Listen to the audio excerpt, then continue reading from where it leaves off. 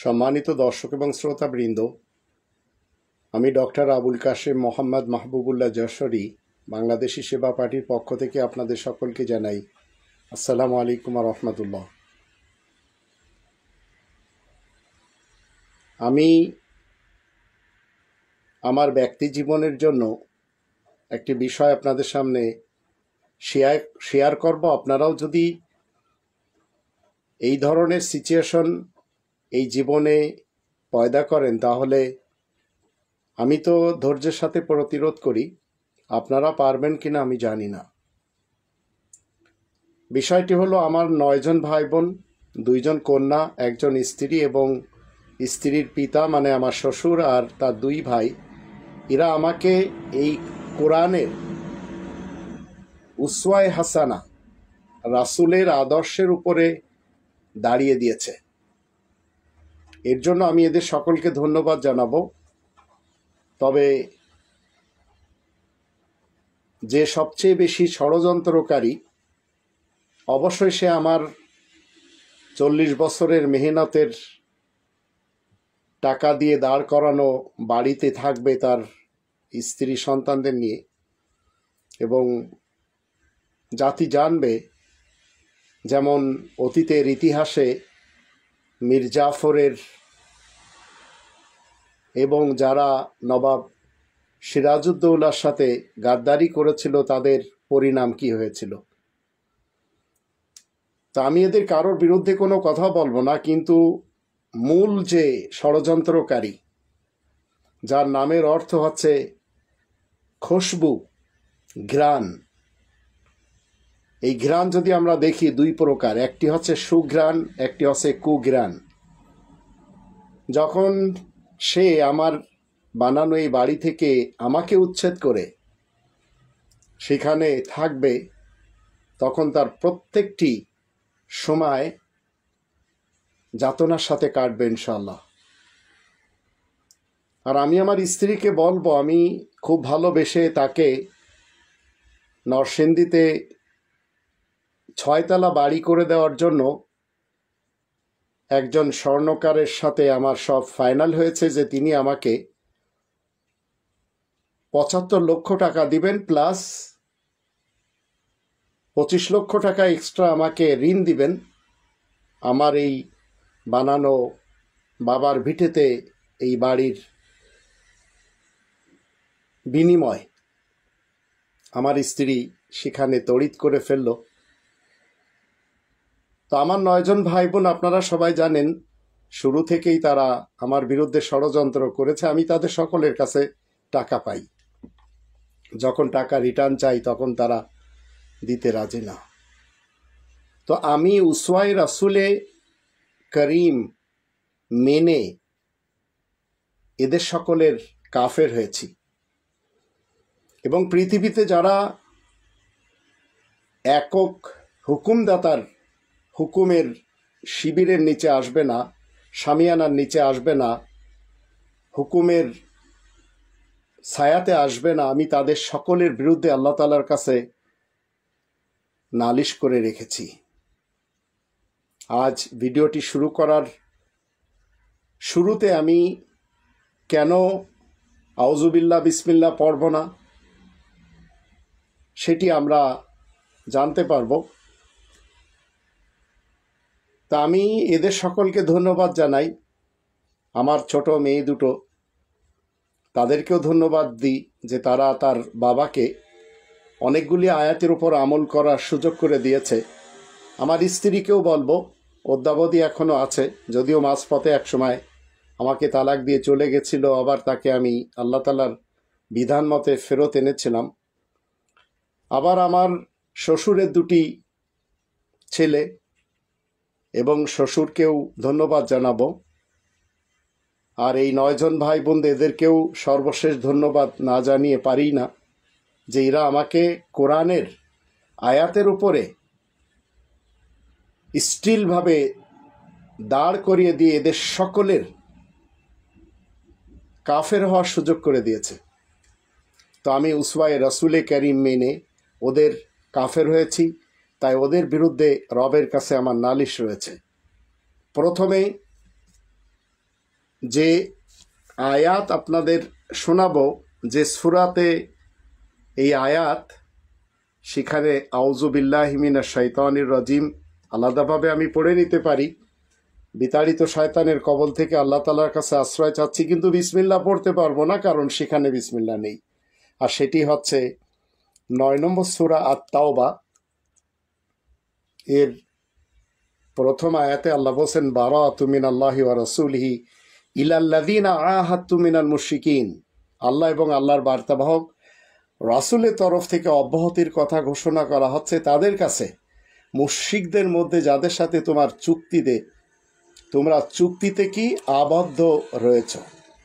তা আমি এতদিন জানতাম না যে আমাকে কোনো গুরুত্ব দেওয়া হবে না। আমার এই ভাই বোন, আমার দুটি কন্যা, আমার শ্বশুর, আমার দুটি শ্যালক বা আমার স্ত্রী, তা আমি এদের থেকে একেবারে নিজেকে বারাত করে নিচ্ছি।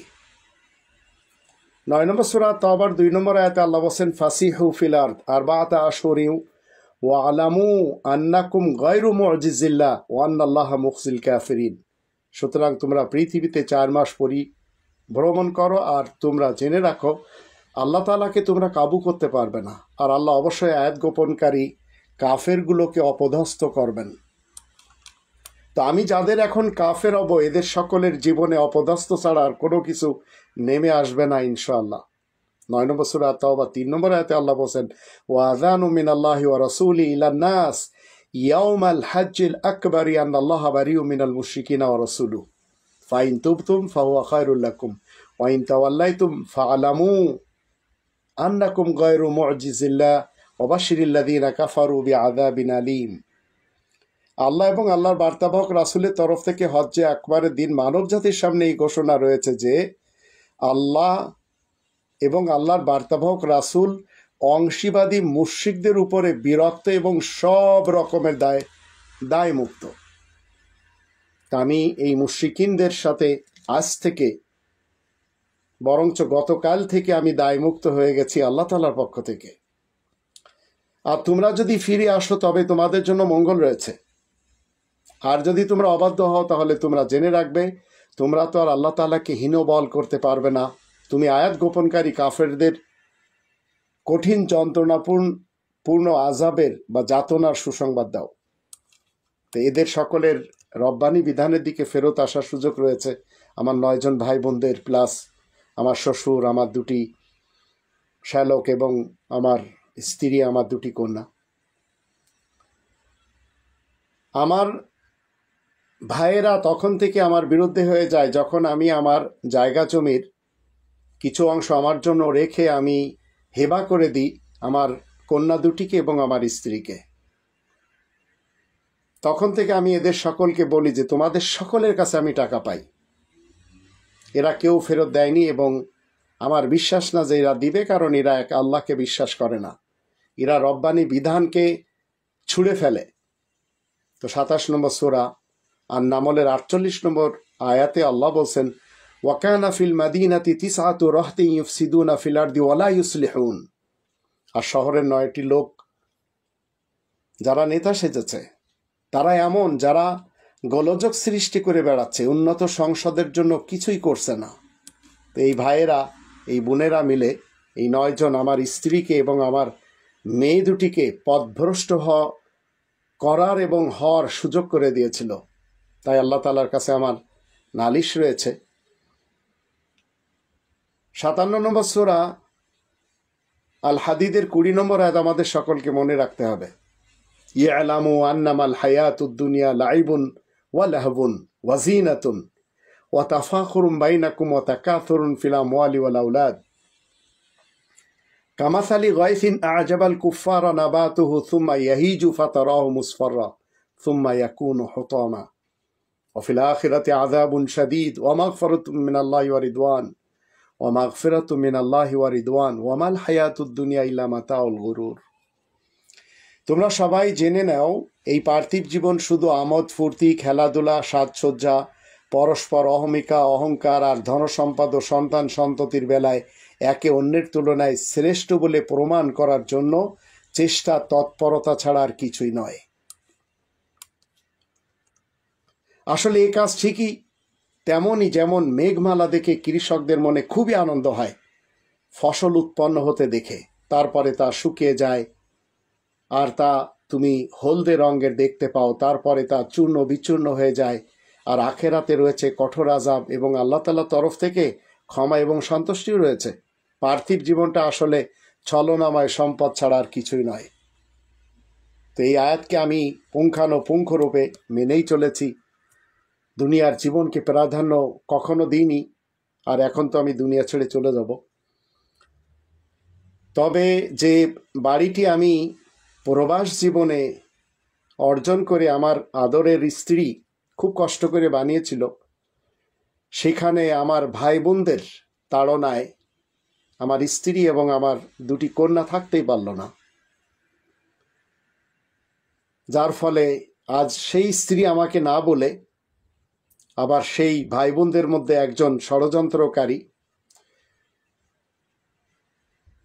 আমাকে না বলে তারা কি করলো, নিজেরা সওদাবাজি করলো। সেখানে নরসিংদী থেকে এসেছে সেই খন্দকার ফ্যামিলির আমার শ্বশুর, আমার দুটি শ্যালক বা সম্বন্ধী যা বলেন, এবং আমার স্ত্রী আর আমার সেই দুটি কন্যা। এরা কেউ আমাকে একবারও কল দেয়নি, আবার আমার এই 9 জন ভাই বোনদের কেউ আমাকে একবার কল দিতে চায়নি। আর আমার এই ভাই আমার বাবার সন্তানদের মধ্যে এমন একজন ভাই যে একসময় বাংলাদেশ নেভিতে ছিল, আবার মার্চেন্ট নেভিতেও ক্যাপ্টেন ছিল, নাম রায়হানুল ইসলাম, ইসলামের খুশবু। কিন্তু আজ সে দেখিয়ে দিল যে তার নামের অর্থ রায়হানুল ইসলাম না, এক ইসলামের খুশবু না, এর বিপরীত। 3 নম্বর সূরা আলে ইমরানের 95 নম্বর আয়াতে আল্লাহ বলেন, কুল সাদাকাল্লাহ, তুমি বলে দাও আল্লাহ সত্য বলছেন। ফাত্তাবিউ মিল্লাতা ইব্রাহিম হানিফা ওমা কানা মিনাল মুশরিকিন।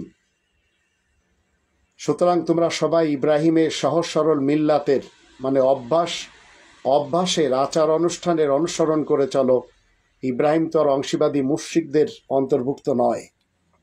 তো আমার এই 9 জন ভাই বোন এরা কেউ মিল্লাতে ইব্রাহিমের উপরে প্রতিষ্ঠিত নেই আমার স্ত্রী এবং আমার সন্তান দুটি, নেই আমার শ্বশুর এবং তার দুটি ছেলে।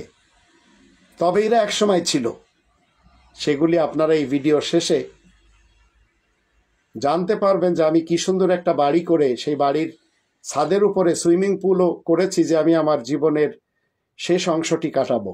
এখন তো আমার সেখানে কবরের জায়গাও নেই, কারণ আমাকে সেখানে আমার আপন ছোট ভাই মুরতাদ বানিয়ে দিয়েছে শুধু কোরআনের ইসলাম বলার কারণে। এবং সে এতটাই কোরআন বিরোধী যে ধর্মের নামে খোয়ার খুলে বসে আছে, মহিলা মাদ্রাসা তৈরি করেছে এবং সেখানে কুকর্ম হতে যে আমি বিদেশ থেকে এত কঠিনভাবে রুখে দিয়েছি, যার বিরুদ্ধে আমি সবসময় কথা বলি, বলৎকার, ধর্ষণ, এগুলির বিরুদ্ধে সবসময় আপনারা জানেন আমি কথা বলি। তো আজ আমার জায়গা জমির অংশও এই আমার মেজ ভাই সে ভোগ করবে এবং বুক ফুলে আমার বিরুদ্ধে মিথ্যাচার করেছে আমাদের বুড়িহাটি বাজারে। তো আমাদের গ্রামের এক অংশ আমার পক্ষে, তারা সবাই কাঁদছে এবং তারা সবাই একই কথা বলছে, কিভাবে চাচার বা মামার বা ভাইয়ের স্ত্রী যাকে সবচেয়ে বেশি ভালোবেসেছে এই কাজটি করতে পারলো। এরা 2 জন মিলে সাথে দিয়েছে সবাই, কারণ যারা প্রতিরোধ করবে না মনে রাখবেন তারা সাথে দেয়। তো আমি কোরআনের যে আয়াত জানি, কারণ কোরআন আমাকে প্রথম সূরাতে যেভাবে শিক্ষা দিয়েছে মালিক ইয়াউমিদ দ্বীন, প্রত্যেকটি ফয়সালার সময় বিচারক আমার আল্লাহ। তো আমি যে বাড়িতে খুব আনন্দের সাথে আমার ছোট দুটো মেয়েকে নিয়ে, আমার ভালোবাসার স্ত্রীকে নিয়ে থাকতাম, যেখানে এই কোরআনের বিভিন্ন ক্যাসেটও তৈরি করেছি আমার মাকেও নিয়ে, আবার যে বাড়িতে আমার জন্ম সেখানে বসে আমার ছোট ভাইকে নিয়ে, আমার বোনের মেয়েকে নিয়ে, আবার আমার বাবাকে ঈদগাহের গ্রামের সকলকে নিয়ে, সেগুলি আপনারা এই ভিডিওর শেষে অংশ বিশেষ দেখতে পাবেন। তো আমাকে প্রত্যেকটি বিচারের সময় বিচারক মানতে হবে, ফয়সালাদাতা আল্লাহ। 4 নম্বর সূরা আন-নিসার 105 নম্বর আয়াতে আল্লাহ বলেন, ইন্না আনজালনা ইলাইকাল কিতাবা বিল হাক্কি লিতাহকুমা বাইনান নাসি বিমা আরাকাল্লাহ ওয়া লা তাকুল লিল খাইনিনা খাসিমা। অবশ্যই তোমার কাছে লিখিত আল কিতাব আমিই তো সঠিকভাবে নাজিল করেছি, যেন তুমি লোকদের মধ্যে ঠিক সেই অনুসারে মীমাংসা করে দিতে পারো আল্লাহ যা কিছু তোমাকে বলে দিয়েছেন। তুমি বিশ্বাসঘাতকদের পক্ষে কখনো তর্ক করবে না, এদের পক্ষ কখনো নিবেই না। তো আজ আমি আমার ভাই বোন, আত্মীয় স্বজন, আমার শ্বশুর, আমার শ্বশুরের 2টি ছেলে এবং আমার খুব ভালোবাসার স্ত্রী এবং আমার আদরের 2টি কন্যা, এদের পক্ষে আমি আর কখনো মৃত্যু অবধি তর্ক করব না। আর আমি এদের সকলের কাফের হয়ে চলেছি আজ থেকে, মানে গতকাল থেকে। এর কারণ হচ্ছে তারা এই রব্বানি বিধানের বিরুদ্ধে ফয়সালাতে চলে গিয়েছে। তো কোরআনের 109 নম্বর সূরাতে আল্লাহ বলেন, বিসমিল্লাহির রহমানির রহিম, কুলি আইয়ুল কাফিরুন, তুমি বলে দাও শোনো হে আয়াত গোপনকারীরা, লা আবুদু মা তা'বুদুন, আমি তাদের দাসত্ব মোটেই করব না তোমরা যাদের পূজা করে চলেছ। ওয়ালা আনতুম আবিদুনা মা আবুদ, আর তোমরা যে আল্লাহ তাআলার দাসত্ব করবে না যে আল্লাহর দাসত্ব আমি করে চলেছি। ওয়ালা আনা আবিদু মা আবাদতুম, আর আমি মোটেই তাদের দাসত্ব করব না যাদেরকে তোমরা পূজা অর্চনা করে যাচ্ছ। ওয়ালা আনতুম আবিদুনা মা আবুদ, আর তোমরাও যে আল্লাহ তাআলার দাসত্ব করবে না যে আল্লাহর দাসত্ব আমি করে চলেছি। লাকুম দীনুকুম ওয়ালিয়া দীন, তোমাদের জন্য হরেক রকমের জীবন ব্যবস্থা রয়েছে, আমার জন্য রয়েছে একটি জীবন ব্যবস্থা। 2 নম্বর সূরা আল বাকারার 151 আয়াতে আল্লাহ বলেন, কামা আরসালনা ফীকুম রাসূলাম মিনকুম ইয়াতলু আলাইকুম আয়াতিনা ওয়া ইউযাক্কিকুম ওয়া ইউআল্লিমুকুমুল কিতাবা ওয়াল হিকমা ওয়া ইউআল্লিমুকুম মা লাম তাকুনু তা'লামুন। যেমন আমি তোমাদের মধ্য থেকেই তোমাদের বার্তাবাহক পাঠিয়েছি, সে বার্তাবাহক তোমাদেরকে আমার আয়াতসমূহ পড়ে শোনাচ্ছে, তোমাদেরকে পবিত্র করে চলেছে অপবিত্র মতবাদ থেকে, এবং তোমাদেরকে লিখিত আল কিতাবের তালিম দিচ্ছে এবং লিখিত আল কিতাবের বিজ্ঞান শেখাচ্ছে, আর তোমরা যা জানতে না তাও তোমাদেরকে বলে দিচ্ছে, মানে শিখিয়ে দিচ্ছে। 152 আয়াতে বলা হচ্ছে, ফাযকুরুনি আযকুরকুম ওয়াশকুরুলি ওয়ালা তাকফুরুন, তোমরা আমাকে স্মরণ করো আমিও তোমাদেরকে স্মরণ রাখবো, আমারই কৃতজ্ঞতা আদায় করো, তোমরা অকৃতজ্ঞ হয়েও না। 153 আয়াতে বলা হচ্ছে, ইয়া আইয়ুহাল্লাযীনা আমানু ইসতাঈনু বিস-সাবরি ওয়াস-সালাহ ইন্নাল্লাহা মা'আস-সাবিরিন, তোমরা যারা ঈমান এনেছো শোনো, তোমরা ধৈর্য এবং নামাজের মাধ্যমে সাহায্য চাও, আল্লাহ ধৈর্যশীলদের সাথেই থাকেন, এই কথা নিশ্চিত। 154 আয়াতে আল্লাহ বলেন, ওয়ালা তাকুলু লিমান ইউকতালু ফি সাবিলিল্লাহি আমওয়াত বাল আহইয়াউ ওয়ালাকিন লা তাশউরুন, আল্লাহ তাআলার কোরআনের খাতিরে যারা অসম্মান হয় তাদেরকে তোমরা মৃত বলবে না, আসলে তারা জীবিত, কিন্তু তোমরা তা অনুভব করতে পারো না। তো যখন আমার বাড়ির চাবি আমার স্ত্রী আমার ভাইদের হাতে উঠিয়ে দিচ্ছিল, তারা উল্লাস করছিল, ওই সময় আবার আমি শুনছিলাম 2 নম্বর সূরা আল বাকারার 155 আয়াতে, 156 এবং 157 আয়াতগুলিতে আল্লাহ কি বলছেন, ওয়ালা নাবলুয়ান্নাকুম বিশাইইন মিনাল খাউফি ওয়াল জুই ওয়া নাকসিম মিনাল আমওয়ালি ওয়াল আনফুসি ওয়াথ থামারাত ওয়া বাশশিরিস সাবিরিন আল্লাযীনা ইযা আসাবাতুহুম মুসিবাতুন ক্বালু ইন্না লিল্লাহি ওয়া ইন্না ইলাইহি রাজিউন উলাইকা আলাইহিম সালাওয়াতুম মির রাব্বিহিম ওয়া রাহমা ওয়া উলাইকা হুমুল মুহতাদুন। আমি তোমাদেরকে পরীক্ষা করব কিছুটা ভয়, ক্ষুধা, জানমাল এবং ফসলের ক্ষতি দিয়ে। আল্লাহ আমার সৃষ্টিকর্তা, তিনি করতেই পারেন। ধৈর্যশীলদেরকে তুমি সুসংবাদ দাও, যারা কোনো বিপদ মুসিবত এলে বলে নিশ্চয় আমরা আল্লাহ তাআলার জন্যই, আর অবশ্যই আমরা আল্লাহ তাআলার দিকেই ফিরে যাব। আল্লাহ বলেন, এদের জন্য তাদের রবের থেকে সংবর্ধনা এবং রহমত রয়েছে, এরাই তো সরল পথ পেয়েছে। আমাকে 3 নম্বর সূরা আল ইমরানের 200 নম্বর আয়াত মতে ধৈর্য ধরতে হবে। চলে গেছে, সব সমস্যা নেই। ইয়া আইয়ুহাল্লাযীনা আমানুসবিরু ওয়াসাবিরু ওয়ারাবিতু ওয়াত্তাকুল্লাহা লাআল্লাকুম তুফলিহুন। তোমরা যারা ঈমান এনেছো শোনো, তোমরা ধৈর্য ধরো এবং ধৈর্যের সাথে প্রতিরোধ করো, আর নিজেরা মিলেমিশে থাকো, আল্লাহ তাআলা তাকওয়া অর্জন করো, যেন তোমরা সফল হতে পারো। মূলত আমাদের জীবনের আসল উদ্দেশ্য হতে হবে আমরা যেন এই কালে এবং পরকালে সফলতা অর্জন করতে পারি। এবং আমি আপনাদের সকলকে বলেছি, যদি আমরা রব্বানী বিধানের উপরে অটল থাকতে পারি, আর এটি নিয়ে তো আমি বাংলাদেশি সেবা পার্টির পক্ষ থেকে কথাই বলি সবসময়, আমি দুর্নীতি মুক্ত এবং মৃত্যু অবধি দুর্নীতি মুক্ত থাকবো ইনশাআল্লাহ।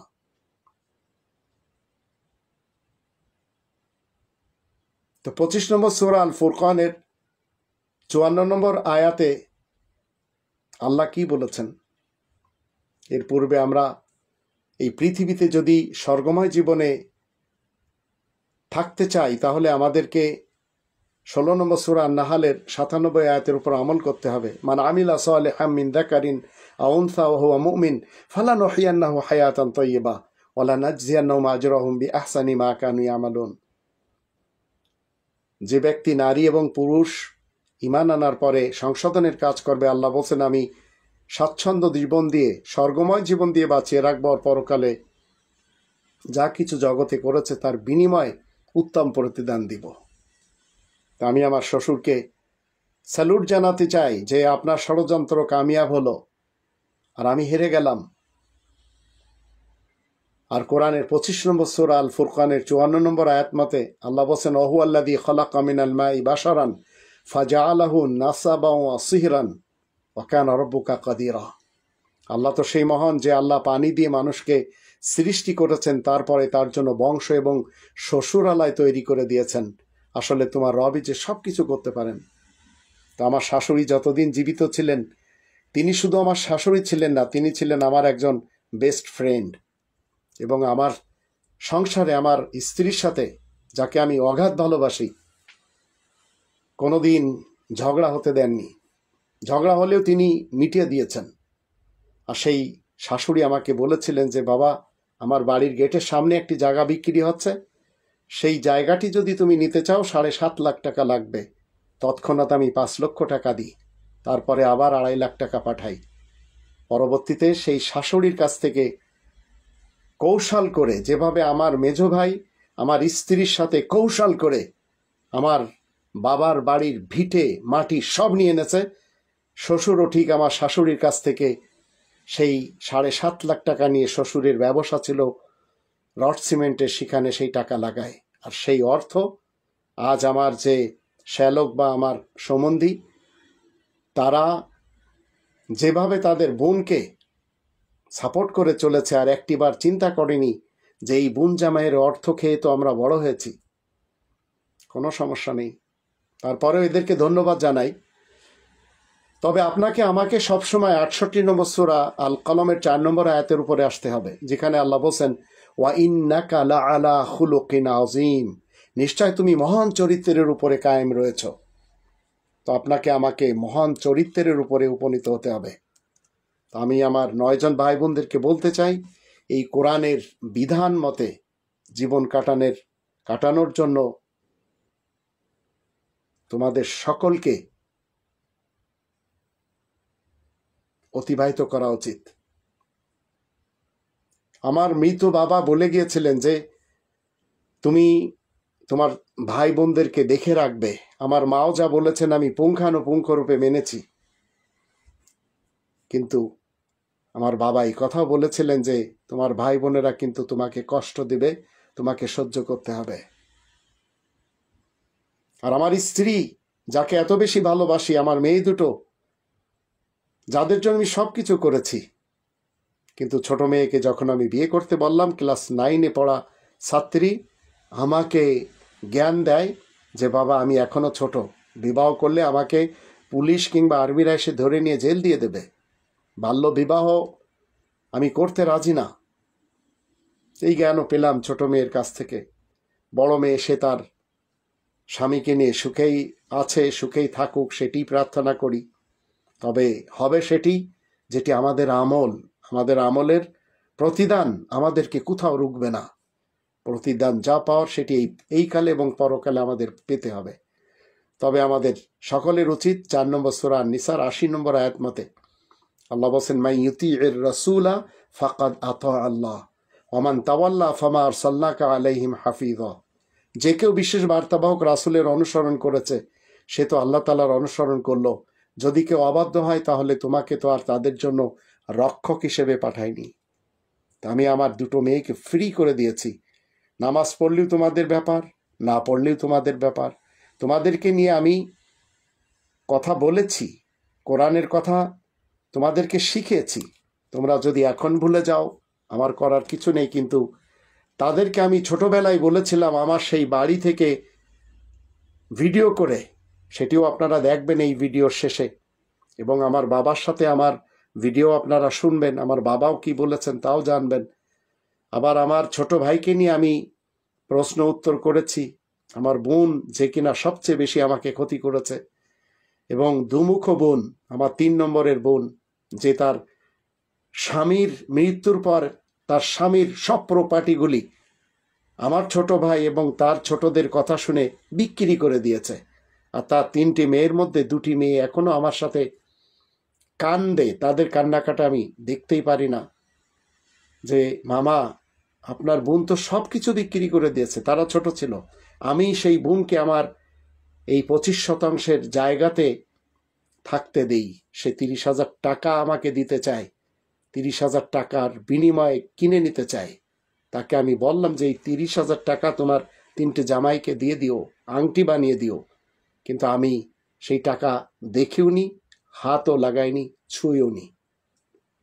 জোরপূর্বক আমার কাছ থেকে লিখিত আকারে নিতে চায় যে এটি ক্রয় সূত্রে নিয়েছি। আবার আমার বড় ভাই কি করেছে, এই আমার বাড়িতে তালা লাগিয়ে দিয়েছে। অ্যাডভোকেট রেজাউল করিম আবু তালা লাগিয়ে সেখানে লিখে দিয়েছে সে ঢাকা জজ কোর্টের উকিল, এবং ক্রয় সূত্রে আমার এই বাড়ির মালিক সে। আর এখন সেই মেজ ভাই সবচেয়ে বড় ষড়যন্ত্রকারী। আমার ছোট বোনকে বলেছিলাম, 3 নম্বর বোনকে, শাহানারা খাতুন, যে তোমার 3টি মেয়ের বিয়ে হয়ে গেলে চলে যেও। তো যখন 3টে মেয়ের বিয়ে হয় আর আমি যখন তাকে বলি তখন সে আমার কাছে 5 লক্ষ টাকা চায়। তখন আমি আবার ঢাকাতে তাকে বলি যে তুমি 5 লক্ষ টাকা নেওয়ার জন্য অমুক জায়গাতে এসো। আসেনি। মেজ ভাইকে বলি যে সবচেয়ে বড় ষড়যন্ত্রকারী, যে কিনা আমার বাবার মৃত্যুর সাথে সাথে আমার ছোট বোনকে এবং তার ছোট্ট 2টো সন্তানকে বাড়ি থেকে বের করে দিয়েছিল। আর সম্মতি দিয়েছিল 9 জন ভাই বোন, কেউ বাধা দেয়নি। তো সেই ভাই আমাকে বলেছিল শাহানারা এই জায়গাতে থাকবে, মানে আমার জায়গাতে তার অধ্যতা দেখাই। আর সেই ষড়যন্ত্র করে আমার শ্বশুরের বিরুদ্ধে চিরকাল কথা বলল। আজকে তার সাথে মিশে এবং আমার স্ত্রীর সাথে আবার আমার ছোট্ট মেয়ে 2টির মগজ ধুলাই করে গোপনে এই কাজগুলি করে এই বাড়িটা সে নিয়ে নিল, এবং এখানে সে তার স্ত্রী সন্তানদের নিয়ে থাকবে। কিভাবে থাকবে? রিবাখোরদের বিরুদ্ধে তো আল্লাহ তাআলার এবং আল্লাহ তাআলার রসুলের পক্ষ থেকে যুদ্ধের ঘোষণা রয়েছে। আমরা যখন 2 নম্বর সূরা আল বাকারার 275 থেকে 279 আয়াত দেখি, সেখানে আমরা দেখতে পাই ফাযানু বিহারবিন মিনাল্লাহি ওয়া রাসূলি। পারবে না শান্তিতে থাকতে। কিন্তু আপনাকে আমাকে 33 নম্বর সূরা আল আহজাবের 21 নম্বর আয়াতের উপর আমল করতে হবে। তারপরে 60 নম্বর সূরা আল মুমতাহিনার 4 নম্বর আয়াত মতে 21 নম্বর আয়াতে কি বলা আছে, লাকাদ কানা লাকুম ফি রাসূলিল্লাহি উসওয়াতুন হাসানা লিমান কানা ইয়ারজুল্লাহা ওয়াল ইয়াউমাল আখির ওয়া যাকারাল্লাহা কাসীরা। আজ 2025 সাল, 900 কোটি মানুষকে আল্লাহ বলছেন তোমাদের সকলের জন্য অবশ্যই আল্লাহ তাআলার বার্তাবাহক রাসূলের মধ্যে পরম আদর্শ রয়েছে। অবশ্য তারই জন্য যে নাকি আল্লাহ তাআলার সন্তুষ্টি লাভের আশা পোষণ করে, আখিরাতে সাফল্য লাভের আশা করে, আর আল্লাহ তাআলার স্মরণ খুব বেশি পরিমাণে করে, এমন ব্যক্তিদের জন্য উসওয়ায়ে হাসানা রয়েছে রাসূলুল্লাহর মধ্যে। এখন এই রাসূলুল্লাহ কে? আরব ইতিহাসের কোনো ব্যক্তি? কোশ্চেন কালেও না। তাহলে 60 নম্বর সূরা আল মুমতাহিনার 4 নম্বর আয়াতে আল্লাহ বলেন قد كانت لكم أسوة حسنة في إبراهيم والذين معه إذ قالوا لقومهم إنا براء منكم ومما تعبدون من دون الله كفرنا بكم وبدا بيننا وبينكم العداوة والبغضاء أبدا حتى تؤمنوا بالله وحده إلا قول إبراهيم لأبيه لأستغفرن لك وما أملك لك من الله من شيء ربنا عليك توكلنا وإليك أنبنا وإليك المصير। অবশ্যই ইব্রাহিমের মধ্যে এবং ইব্রাহিমের সঙ্গী সাথী যারা রয়েছে তারা কারা? 24 জন নবী রাসূলগণ। তাদের মধ্যেও তোমাদের জন্য উত্তম আদর্শ রয়েছে। তারা যখন তাদের কওমকে বলে আমরা তোমাদের উপরে আর আল্লাহ তাআলাকে বাদ দিয়ে তোমরা যেসব পূজা অর্চনা করে চলেছ, যেসবের দাসত্ব করে চলেছ, হোক ধর্মের খোয়াড়ের, ধর্মের আকাবির এবং আসলাফদের, হোক গণতন্ত্র, রাজতন্ত্র, সমাজতন্ত্র কিংবা মোল্লাতন্ত্রের দাসত্ব, সেসবের প্রতি বিরক্ত, অসন্তুষ্ট। তো ইব্রাহিম রাসূলের যুগে যত তন্ত্র মন্ত্র ইজম ছিল তার ব্যাপারে তিনি একেবারে বিরক্ত, অসন্তুষ্ট। তারপরে ওয়াকাফারনা, আর আমরা তোমাদেরকে অস্বীকার করছি। তোমাদের সাথে আমাদের সম্পর্ক কি? তোমরা আমাদেরকে কাফের বলবে? আমরাই তো তোমাদের কাফের। তা আমাদের এবং তোমাদের মধ্যে চিরদিনের জন্য শত্রুতা এবং বিদ্বেষ প্রকাশ হয়ে থাকবে। আমি আমার 9 জন ভাই বোনদের বলতে চাই, এবং শ্বশুর আর তার 2টি ছেলে এবং আমার স্ত্রী আর 2টি মেয়েকে বলতে চাই, আজ থেকে আমি হচ্ছি তোমাদের কাফের। কাফার না, এটি হচ্ছে ইব্রাহিম রাসূলের প্র্যাকটিস, যেটি আমাকে করতে হবে। আর আমি সুযোগ পেয়েছি, আর এদের সকলের প্রতি আমি কৃতজ্ঞতা প্রকাশ করি, আমার স্ত্রীর প্রতিও করি, আমার এই ষড়যন্ত্রকারী মেজ ভাইয়ের প্রতিও করি, যে এই আয়াতগুলি আমার বোঝার জন্য একটি সুযোগ তোমরা সবাই মিলে করে দিয়েছ। তো তোমরা যাদের পূজা অর্চনা করে চলেছ, দিন ধর্ম জারি মেনে চলেছ, আমি তার উপরে বিরক্ত।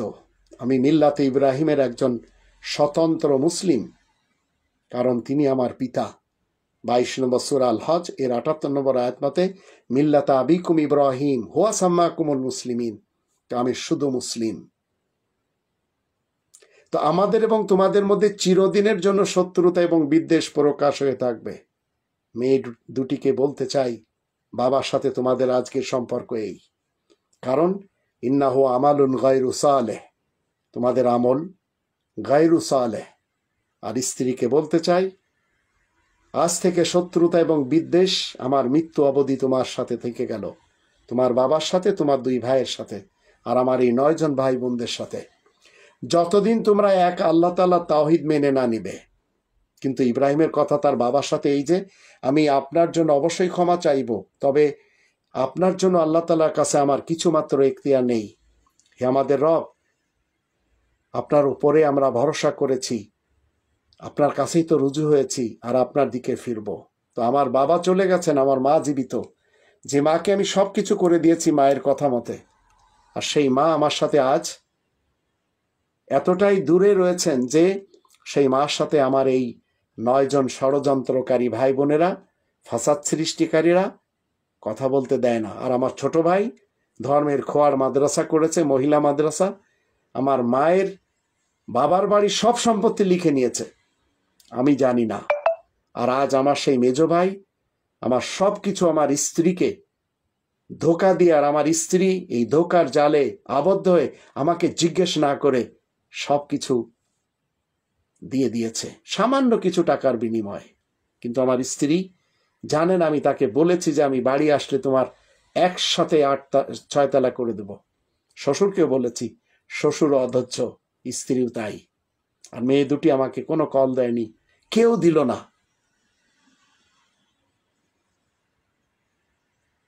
এই টাকা পয়সার জন্য যদি আমাদের এই জীবন এইভাবে পার করতে হয়, তাহলে কোরআনের যখন আমরা 102 নম্বর সূরা আত-তাকাসুর এটি পড়ি তখন সেখানে আল্লাহ বলছেন বিসমিল্লাহির রহমানির রহিম আলহাকুমুত তাকাসুর হাত্তা যুরতুমুল মাকাবির, বেশি ধন সম্পদ লাভের আশা তোমাদেরকে গাফিল করে ফেলেছে, এমনকি তোমরা কবরগুলোতে ঢুকে পড়ো।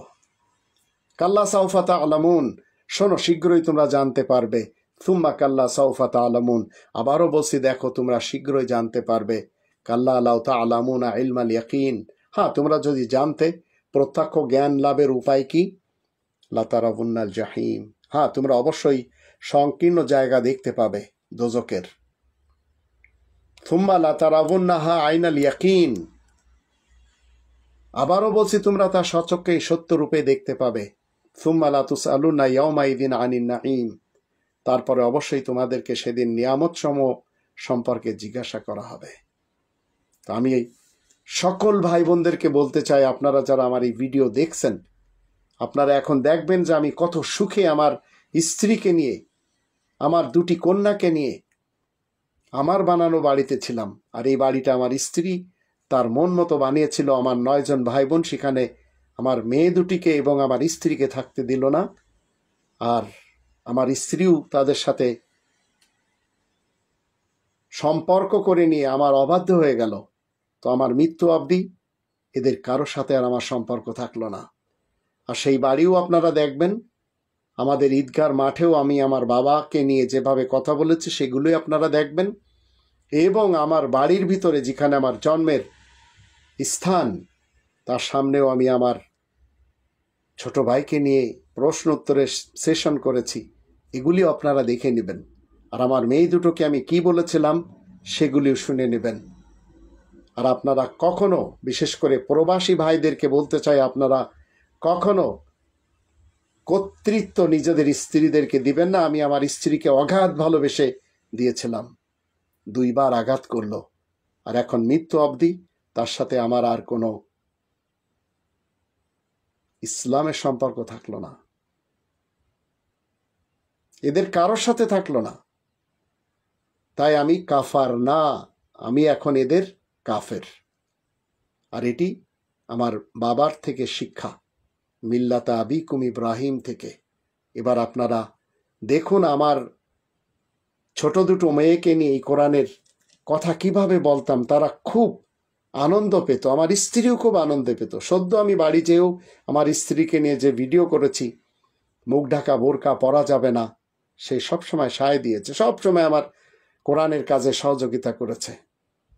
কিন্তু এমন একটি ঘটনা, আমার 96 শতক জায়গা 1 লাখ টাকা করেও যদি বিক্রি করা হয়, 96 লক্ষ টাকা, আর 31 লক্ষ টাকার বাড়ি, তাহলে কতগুলি টাকা হয়।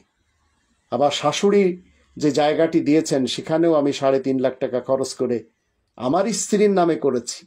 নরসিংদীতে আরেকটি জায়গা যখন কেনা হয় সেটিও আমার স্ত্রীর নামে। তো আপনারা কিছুদিন পূর্বে দেখলেন একজন স্ত্রী, সে তার স্বামীর কিডনি দিয়েছে। কিডনি পরে জানতে পারলেন যে কিডনি দেওয়ার পরে সেই স্বামীর কাছ থেকে 60 লাখ টাকার ফ্ল্যাট লিখে নিয়েছে, তারপরে সে পরকীয়াতে জড়িয়ে গেছে। তো এই ধরনের কর্মকাণ্ড হার হামেশা হচ্ছে।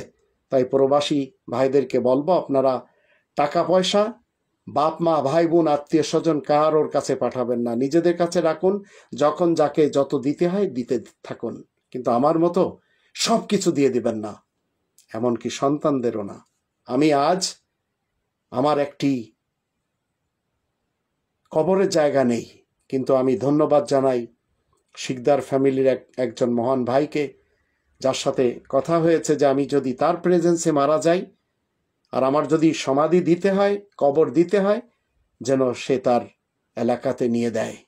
আমি আমার এলাকাতেও ইনশাআল্লাহ চাই না যে এই ভাই বোন, আর আমি এটিও চাই না যে আমার এই সন্তান আর আমার এই স্ত্রী আর আমার এই শ্বশুর আর এই শ্বশুরের সন্তান যেন আমার জানাজাতে শরীক হয়। আল্লাহ আমাদের সবারই সহায় হন। আসসালামু আলাইকুম। ওয়ালাইকুম আসসালাম। সম্মানিত দর্শক এবং শ্রোতাবৃন্দ, আপনারা সবাই দেখছেন আমার জীবন সঙ্গিনী ফারজানা আফরিন ঋতু যশোরী সামনে বসে আছে। আমি তার কাছে আজ জিজ্ঞেস করব কারণ অনেকে আমাকে জিজ্ঞেস করেন যে আপনার স্ত্রী কেন বোরকা পরে না। তো এটা আজ আমি তোমার কাছে জিজ্ঞেস করব। কোরআনের যে তুমি 19 নম্বর সূরা মারিয়ামের 26, 27, 28 এই 3টে আয়াত পড়েছো, এই 3টে আয়াতের বাংলা পড়ো, আমি আরবি পড়ে দেব, তারপরে তুমি বাংলাটা পড়লে আমি বলবো যে এখানে বোরকার বিধান আছে কিনা। এখানে এই 3টে আয়াতে আল্লাহ বলছেন, ফাকুলি ওয়াশরাবি ওয়াকাররি আইনা ফাইম্মা তারাইন্না মিনাল বাশারি আহাদান ফাকুলি ইন্নী নাযারতু লিররহমানি সাওমান ফালান উকাল্লিমা আল-ইয়াওমা ইনসিয়া ফাআতাত বিহি কওমাহা তাহমিলু ক্বালু ইয়া মারইয়ামু লাকাদ জিতি শাইআন ফারিয়া ইয়া উখতা হারুনা মা কানা আবুকি ইমরাআ সাওইন ওয়া মা কানাত উম্মুকি বাগিয়া। এখন এর বাংলা অনুবাদ কি? 26 নম্বর আয়াত পড়ো। এখন তুমি খাও, পানি পান করো, আর তোমার চোখ দুটো ঠান্ডা করে নাও। তারপরে তুমি যদি কোনো লোক দেখতে পাও তাহলে তুমি বলবে, আমি তো রহমানের জন্য সওম তথা রোজার মানত করেছি, সুতরাং আজকে আমি কোনো লোকের সাথে কথা বলবো না। তারপরে তাকে সঙ্গে নিয়ে তার কওমের কাছে যায়। কওমের লোকেরা বলে, হে মারিয়াম, তুমি তো একটি অদ্ভুত কাণ্ডের সাথে এসেছো। এর পরের আয়াতে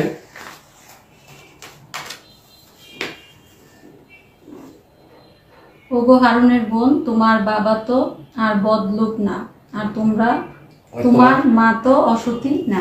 এখন এই যে 3টি আয়াত, এই 3টি আয়াত থেকে মারিয়াম হলেন নারীদের নেত্রী, তাই তো?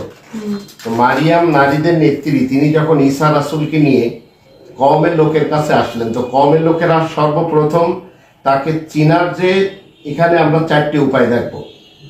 4টি উপায় কি? প্রথমে হচ্ছে ক্বালু ইয়া মারিয়াম, ইয়া মারিয়াম মানে হে মারিয়াম। তো বোরকা পরা থাকলে কেউ কি বলতে পারবে হে মারিয়াম যদি মুখ ঢাকা থাকে? না, চিনবে না। তারপরে বলা হচ্ছে ক্বালু ইয়া মারিয়াম লাকাদ জিতি শাইআন ফারিয়া, এর পরে চিনছে ইয়া উখতা হারুন, ওগো হারুনের বোন। তা হারুনের বোন কি মুখে বোরকা পরা ছিল? না। তো মুখে বোরকা পরা থাকলে কি হারুনের বউ বলে বলতে পারবে? এই হারুনের বোন বলে ডাকতে পারবে? পারবে না। আচ্ছা, তারপরে হচ্ছে মা কানা আবুকি ইমরাআ সাওইন, যে তোমার বাবা তো কোনো বদলোক না, তাহলে বাবার দিক থেকেও মারিয়ামকে চিনছে, তাই কিনা? জি। তাহলে মারিয়ামের কি মুখ ঢাকা বোরকা ছিল? না, ছিল। আবার মায়ের দিক থেকে ওমা কানাত উম্মুকি বাগিয়া, তোমার মাও তো অসতী না। তো একটা মেয়েকে চেনার জন্য 4টে দিক থেকে চিনতে হবে। সরাসরি ভাইয়ের দিক থেকে, বাবার দিক থেকে, মায়ের দিক থেকে। তো এই মেয়েটার কি বোরকা পরে চলাফেরা করা উচিত? শালীনতার ভিতরে বোরকা পরা তো কোনোভাবে উচিত না। কারণ একটা মেয়েকে তুমি যেমন রাস্তা দিয়ে যদি যাও, তাহলে মানুষ কি বলবে?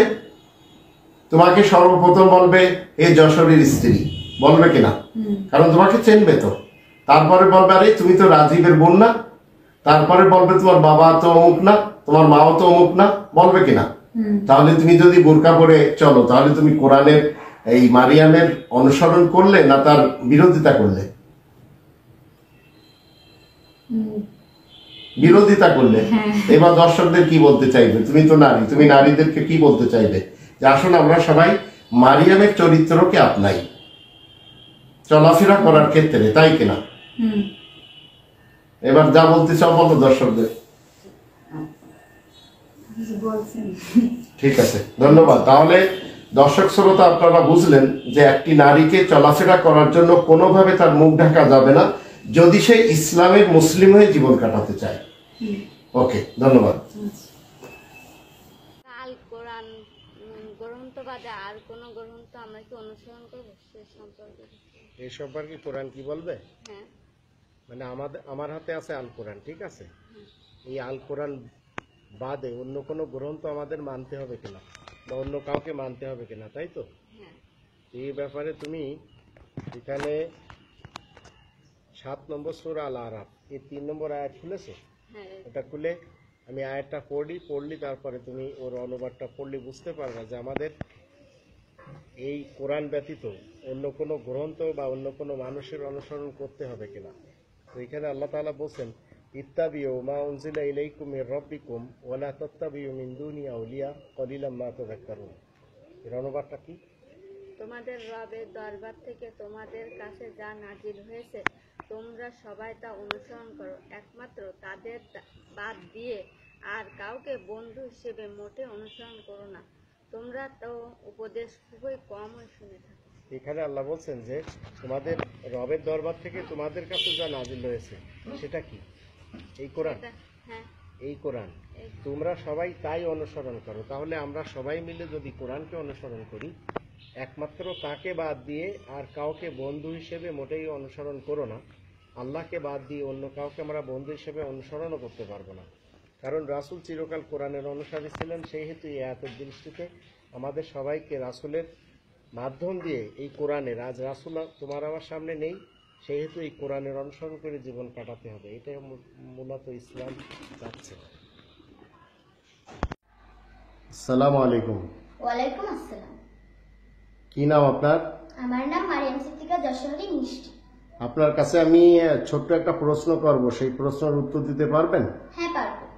প্রশ্নটি হলো, দুনিয়াতে হাজার হাজার লক্ষ লক্ষ কোটি কোটি কিতাব রয়েছে। আপনাকে বলতে হবে এই সমস্ত কিতাবগুলির মধ্যে এমন একটি কিতাবের নাম, এমন একটি কিতাবের ব্যাপারে যার ভিতরে কোনো ধরনের বক্রতা নেই, আর সেই কিতাবটি আল্লাহ তাআলার কাছ থেকে এসেছে। বলতে পারবেন সে কোন কিতাবটি? হ্যাঁ, বলতে পারবো। বলুন। সেটি হলো আল কুরআন। বলুন। এখন কোরআনে কোথায় লেখা আছে যে এই গ্রন্থটির মধ্যে কোনো ধরনের জটিলতা নেই? কোরআনের 18 নম্বর সূরা আল কাহাফ এর 1 নম্বর আয়াতে লেখা রয়েছে। আপনি সেই আয়াতটি বলতে পারবেন? হ্যাঁ, পারবো। বলুন তো। বিসমিল্লাহির রহমানির রহিম। বিসমিল্লাহির রহমানির রহিম। আলহামদুলিল্লাহিল্লাযী আনজালা আলা আবদিহিল কিতাবা ওয়া লাম ইয়াজআল লাহু ইওয়াজা। আচ্ছা, এর অনুবাদটি বলতে পারবেন? হ্যাঁ, পারবো। বলুন তো। সকল প্রশংসা শুধু আল্লাহ তাআলার জন্য, যিনি নিজ বান্দারে এই কিতাব নাজিল করেছেন। যিনি নিজ বান্দার প্রতি এই কিতাব নাজিল করেছেন। আর হ্যাঁ, তাতে কোনো জটিলতা রাখেনি। এই শুধু একটিই কিতাব পৃথিবীতে, যে কিতাবটি আল্লাহ তাআলা নিজ বান্দার প্রতি নাজিল করেছেন, তার ভিতরে কোনো ধরনের জটিলতা নেই। এখন আপনি বলুন, যদি আমরা এই কিতাব মতে জীবন কাটাই তাহলে জীবন আমাদের বক্রতা মুক্ত হবে কিনা? হবে। ধন্যবাদ আপনাকে। ধন্যবাদ। আসসালামু আলাইকুম প্রিয় দর্শক, আপনাদের সকলের জন্য আমার এবং আমার স্ত্রী ফারজানা আফরিন ঋতু যশোরের পক্ষ থেকে ঈদ মোবারক। আমরা ঈদ নিয়ে একটু ডিসকাস করব। এর পূর্বে আমার জীবন সঙ্গিনীর পক্ষ থেকে একটি প্রশ্ন, সেই প্রশ্নটি আমরা একটু জানব। বলুন। ঈদের নামাজ সম্পর্কে কোরআনে কি বলা হয়েছে? ঈদের নামাজ সম্পর্কে আল কোরআন কি বলছে? প্রথমে আমরা কোরআনের কাছে জিজ্ঞেস করব যে নামাজটি আমরা সবাই যেখানে দুনিয়াতে থাকি না কেন আমাদের পড়তে হবে, সেই নামাজের ব্যাপারটি নিয়ে এই কোরআনের 2 নম্বর সূরা আল বাকারা এর 125 নম্বর আয়াতে আল্লাহ রাব্বুল আলামিন বলছেন, সেই আয়াতের একটি অংশ হলো ওয়াত্তাখিযু মিন মাকাম ইব্রাহিম মুসাল্লা। তোমরা সবাই ইব্রাহিমের দাঁড়ানোর স্থান থেকে কায়েমকৃত সালাতকে নিয়ে নেবে। এটি হচ্ছে আল্লাহ তাআলার পক্ষ থেকে অর্ডার। এখন আপনাকে এবং আমাকে আর আমরা পুরো পৃথিবীতে যারা রয়েছি, আমাদের দেখতে হবে যে কাবাতে ফজরের সময় কত রাকাত পড়ানো হয়, জোহরের সময় কত রাকাত, আসরের সময়, মাগরিবের সময়, ঈশার সময়, তারাবির সময়, ঈদের সময়, জুমার সময়। ঠিক যেখানে আমরা পৃথিবীতে থাকি না কেন, কোরআনের 2 নম্বর সূরা আল বাকারার 149 এবং 150 দৃষ্টিতে আল্লাহ বলছেন যে তোমরা যেখানেই থাকবে তোমাদের ডাইরেকশন মসজিদুল হারামের দিকে থাকতে হবে। এটি হচ্ছে তোমাদের রবের পক্ষ থেকে সঠিক আল্লাহ তাআলার পক্ষ থেকে নিয়ম নীতি। 3 নম্বর সূরা আলে ইমরান এর 96 নম্বর আয়াতে আল্লাহ বলছেন যে এই ঘরটি মূলত মানব সমাজকে হিদায়াত করে, এই মসজিদুল হারাম। তো মসজিদুল হারামে যখন আমরা দেখবো, সেখানে আমরা এই নামাজগুলি পাই, আর এই ঈদের নামাজ আমরা সেখানে পাবো।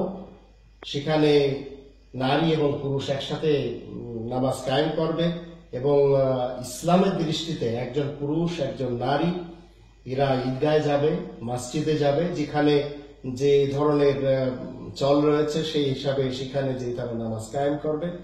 আর এই নামাজের ব্যাপারটি নিয়ে, ঈদের ব্যাপারটি নিয়ে আমরা যদি কোরআনের ভিতরে যদি আমরা সূরা আল মাইদা 5 নম্বর সূরা আল মাইদার 114 নম্বর আয়াতে দেখি, তাহলে এখানে আমরা দেখতে পাই আল্লাহ রাব্বুল আলামিন বলছেন, এখানে আমরা জানতে পারবো 114 নম্বর আয়াতে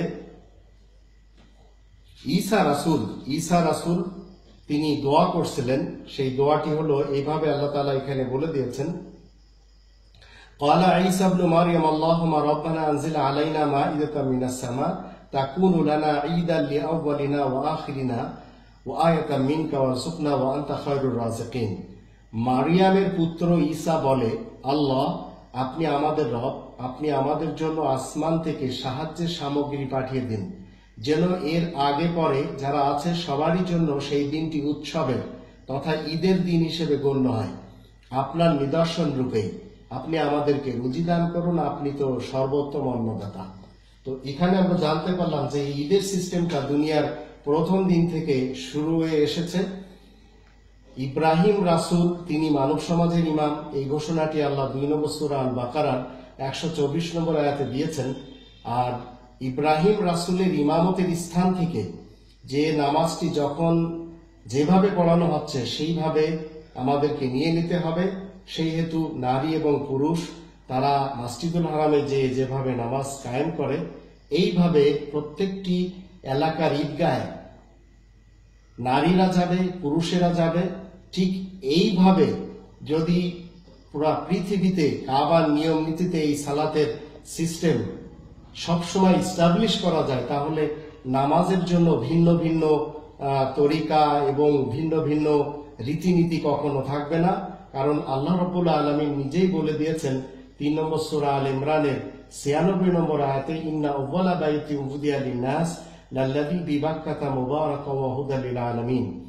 নিশ্চয় মানব সমাজের জন্য প্রথম যে মার্কাজটি আল্লাহ তৈরি করেছেন সেটা মক্কাতে রয়েছে, এবং সেই মক্কার মসজিদুল হারামের ব্যাপারে আল্লাহ বলছেন এই ঘরটি বরকতে ভরা আর গোটা মানব সমাজকে হিদায়াত করে। তো সেখানে নারী পুরুষ একসঙ্গে নামাজ কায়েম করে। আমাদের সকলের উচিত হলো ঈদগাহে এবং জুমার দিন 5 ওয়াক্ত নামাজে ঠিক পুরুষেরা যেভাবে যায় নারীরা সেইভাবে যাবে। মাঝখানে যদি কেউ বলে যে আজকের যুগের বা অমুক যুগের লোকদের অমুক এলাকা থেকে বা অমুক ব্যক্তির পক্ষ থেকে নিষেধ করা হয়েছে, তাহলে বুঝতে হবে যে কোরআনের নিয়ম নীতির উপরে কোনো মানুষের অধিকার নেই পাবন্দি লাগানোর। সেই হেতু প্রত্যেকটি এলাকাতে নারীরা পুরুষের মতো তারা মসজিদে যাবে, মসজিদে যেয়ে তারা পুরুষ ইমামদের পিছনে সালাত কায়েম করবে।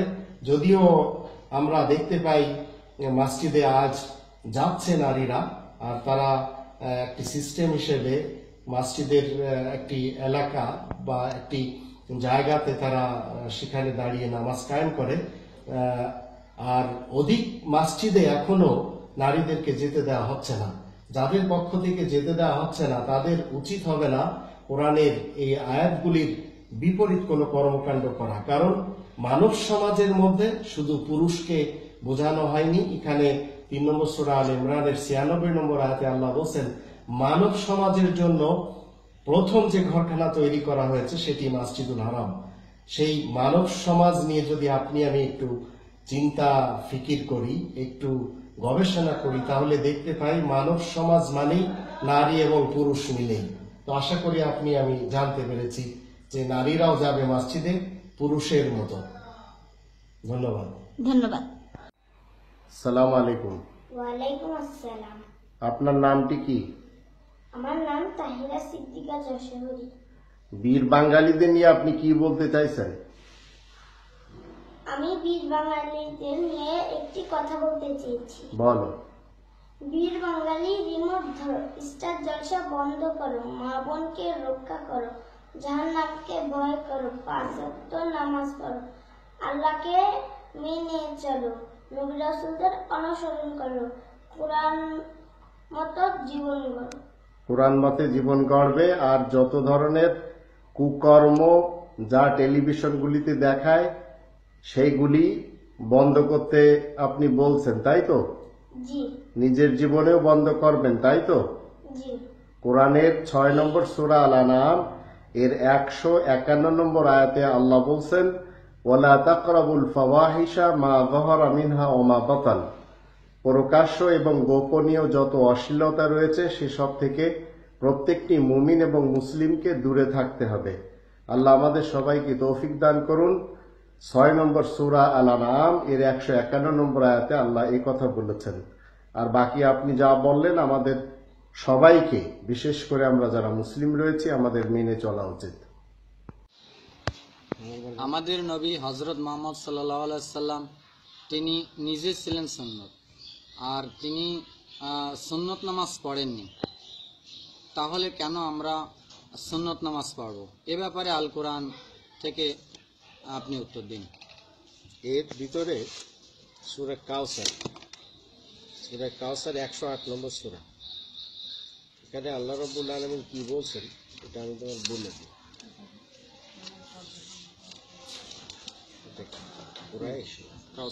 সূরা আল কাউসার। বিসমিল্লাহির রহমানির রহিম। ইন্না আতাইনাকাল কাউসার ফাসাল্লি লিরাব্বিকা ওয়ানহার ইন্না শানিয়াকা হুয়াল আবতার। 2 নম্বর আয়াতের অনুবাদে কি বলছেন? সুতরাং তুমি নিজ রবের জন্য সালাত পড়তে থাকো আর কোরবানি দাও। রাসূল কার নামে সালাত কায়েম করতেন? আল্লাহর নামে। রাসূল যদি আল্লাহর নামে করতেন তাহলে আমরা কি আল্লাহর নামেরটা বাদ দিয়ে রাসূলের নামে করতে পারি? না। কেউ যদি বলে যে রাসূল আপনার নামে আমরা ইবাদত করব, এটা সম্ভব? রাসূল আল্লাহর নামে পড়তেন, এই অর্ডারটা কার? আল্লাহ। তো রাসূল এই আয়াতের দৃষ্টিতে ফাসাল্লি লিরাব্বিকা ওয়ানহার, তোমার নামাজ হবে তোমার রবের নামে আর তোমার কোরবানি হবে তোমার রবের নামে। আমরা অন্য কারোর নামে নামাজ পড়তে পারবো? পারবো না। আর ঠিক এইভাবে রাসূল নিজে বলতেছেন এর ভিতরে 6 নম্বর সূরা আল আনআম এর 162 নম্বর আয়াত। এখানে রাসূল নিজেই বলছেন, কুল ইন্না সালাতি ওয়া নুসুকি ওয়া মাহইয়ায়া ওয়া মামাতি লিল্লাহি রাব্বিল আলামিন। এর অনুবাদটা কি এখানে? 6 নম্বর সূরা আল আনআম 162। তুমি বলে দাও, হুম। আমার সালাত, আমার কোরবানি, আমার জীবন, আমার মৃত্যু সবই যে শুধু আল্লাহ রাব্বুল আলামিনের জন্যই। রাসূলের নামাজ কার জন্য? আল্লাহর জন্য। এর প্রমাণ কি? এই যে সূরা সূরা আনামের 162 নম্বর আয়াত। ঠিক আছে? জি। ঠিক এইভাবে রাসূল নিজে 18 নম্বর সূরা আল কাহফের 110 নম্বর আয়াতে তিনি নিজেই বলছেন যে ওয়ালা ইউশরিক বিইবাদাতি রাব্বিহি আহাদা, নিজ রবের ইবাদতের সাথে শরীক করা যাবে না। তাহলে আমরা রাসূলের মাধ্যম দিয়ে সরাসরি আল্লাহ তাআলার নামে নামাজ পড়বো, আল্লাহ তাআলার জন্যই আমাদের নামাজ থাকবে। এটাই মূলত কোরআন বলতে চাচ্ছে। তাহলে আমাদের মাঝে যারা বিভ্রান্ত করবে কোরআন থেকে, তারাই মূলত বিভিন্ন ফিরকার, পার্টির, মাসলাকের এই নিয়ম কানুন নিয়ে ব্যস্ত। কিন্তু আমরা মুসলিম, সেহেতু শুধু কোরআনের মাধ্যম দিয়ে আল্লাহ তাআলা রাসূলের উপর যে আদেশ দিয়েছেন সেটি আমাদের জন্য যথেষ্ট। তাহলে বলে যে হাদিসে কুদসি ওটা নাকি মানা? হাদিসে কুদসির ব্যাপারে যে মতবাদ সেটা মুসলিমিনদের না, সেটা অমুসলিমিনদের মতবাদ। আর আমি মুসলিম, কোরআনের শুরুতে আর কোরআনের শেষে, কোরআনের শুরুতে লেখা বাজের বি আর শেষে লেখা সিন, তো বা সিন যদি আমি দেখি তাহলে বাস মানে যথেষ্ট, আমার জন্য কোরআনই যথেষ্ট। এর প্রমাণে 29 নম্বর সূরা আল আনকাবুত এর 51 নম্বর আয়াতে আল্লাহ বলছেন, আওয়ালাম ইয়াকফিহিম আন্না আনজালনা আলাইকাল কিতাব ইতলা আলাইহিম ইন্না ফি যালিকা লারাহমাতাও ওয়া যিকরা লিকওমিন ইউমিনুন। মানুষের জন্য কি যথেষ্ট নয় এই গ্রন্থটি? তা আমি মুসলিম, আমার জন্য এই গ্রন্থটি যথেষ্ট। এখন হাদিসে কুদসি বা জয়ীফ হাদিস, সহিহ হাদিস, জাল হাদিস এগুলি নিয়ে যারা ব্যস্ত, মূলত তারা কেউ মুসলিম না। আর আমি মুসলিম। আর রাসূল যেভাবে বলছেন, কুল ইন্না সালাতি ওয়া নুসুকি ওয়া মাহইয়ায়া ওয়া মামাতি লিল্লাহি রাব্বিল আলামিন, তুমি ঘোষণা করে দাও নিশ্চয় আমার জীবন, আমার মৃত্যু, আমার নামাজ, আমার কোরবানি আল্লাহ তাআলার জন্য। এটি মূলত একজন মুসলিমের স্লোগান। আমার মুসলিম হিসেবে যে স্লোগানটি দিতে হবে সেটি এই। ঠিক আছে? বন্ধ করুন।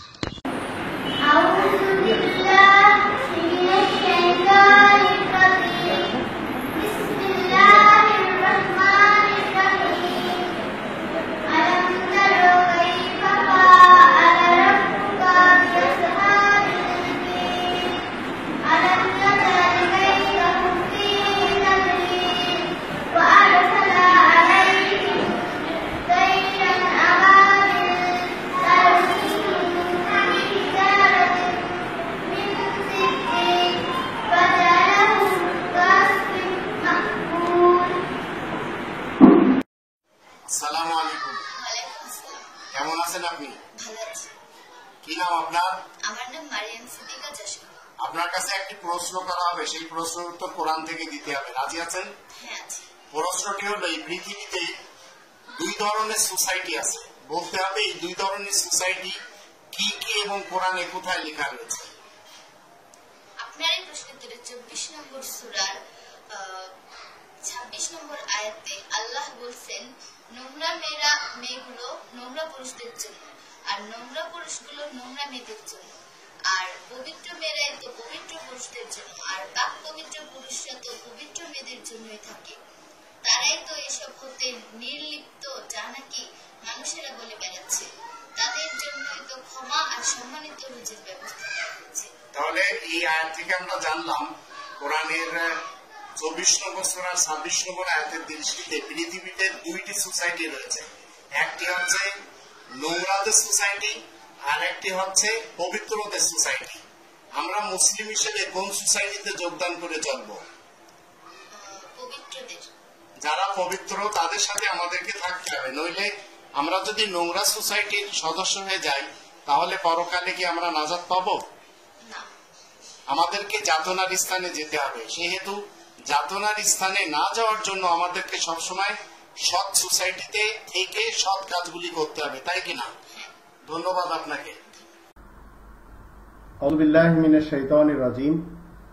সম্মানিত দর্শকবৃন্দ, আপনাদের সকলকে জানাই সালামুন আলাইকুম।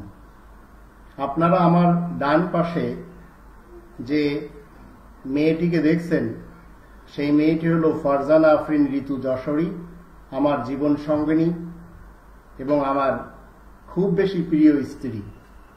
কোরআনের 4 নম্বর সূরা নিসা 3 নম্বর আয়াতে আল্লাহ রাব্বুল আলামিন বলেছেন, ফানকিহু মা তাবা লাকুম মিনান নিসা, তোমাদেরকে বিয়ে করতে হবে নারীদের মধ্য থেকে যাদের পছন্দ হয়।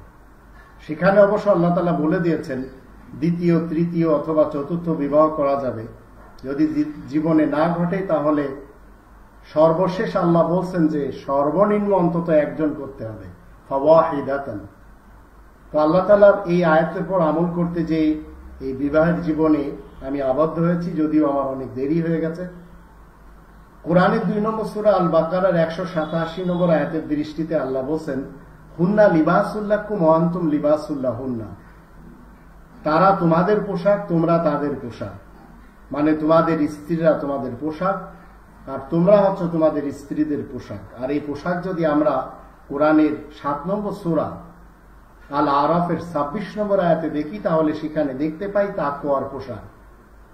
আজ পৃথিবীতে যারা বিয়ের বয়স হওয়ার পরে বিবাহ করছে না, তারা মূলত নিজেদের ব্যক্তিত্বের সাথে খেয়ানাত করে যাচ্ছেন। আমি আপনাদের সামনে আমি আমার স্ত্রীকে কিছু কথা বলবো, সেগুলো যদি তার জীবনে সে মেনে চলে তাহলে সেটা আমার জন্য হবে গর্বের বিষয়, আর যদি না মেনে চলে তাহলে সেটা হবে তার ব্যক্তিগত ব্যাপার। আর ইসলাম 18 নম্বর সূরা আল কাহফের 29 নম্বর আয়াতে বলে দিয়েছে, ওয়াকুলিল হাক্কু মির রাব্বিকুম ফামান শাআ ফালিউমিন ওয়া মান শাআ ফালিয়াকফুর।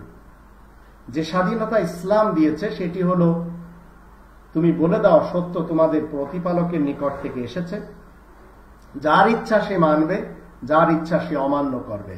তো প্রত্যেকের ইচ্ছার উপরে রয়েছে কোরআন মানা আর না মানা।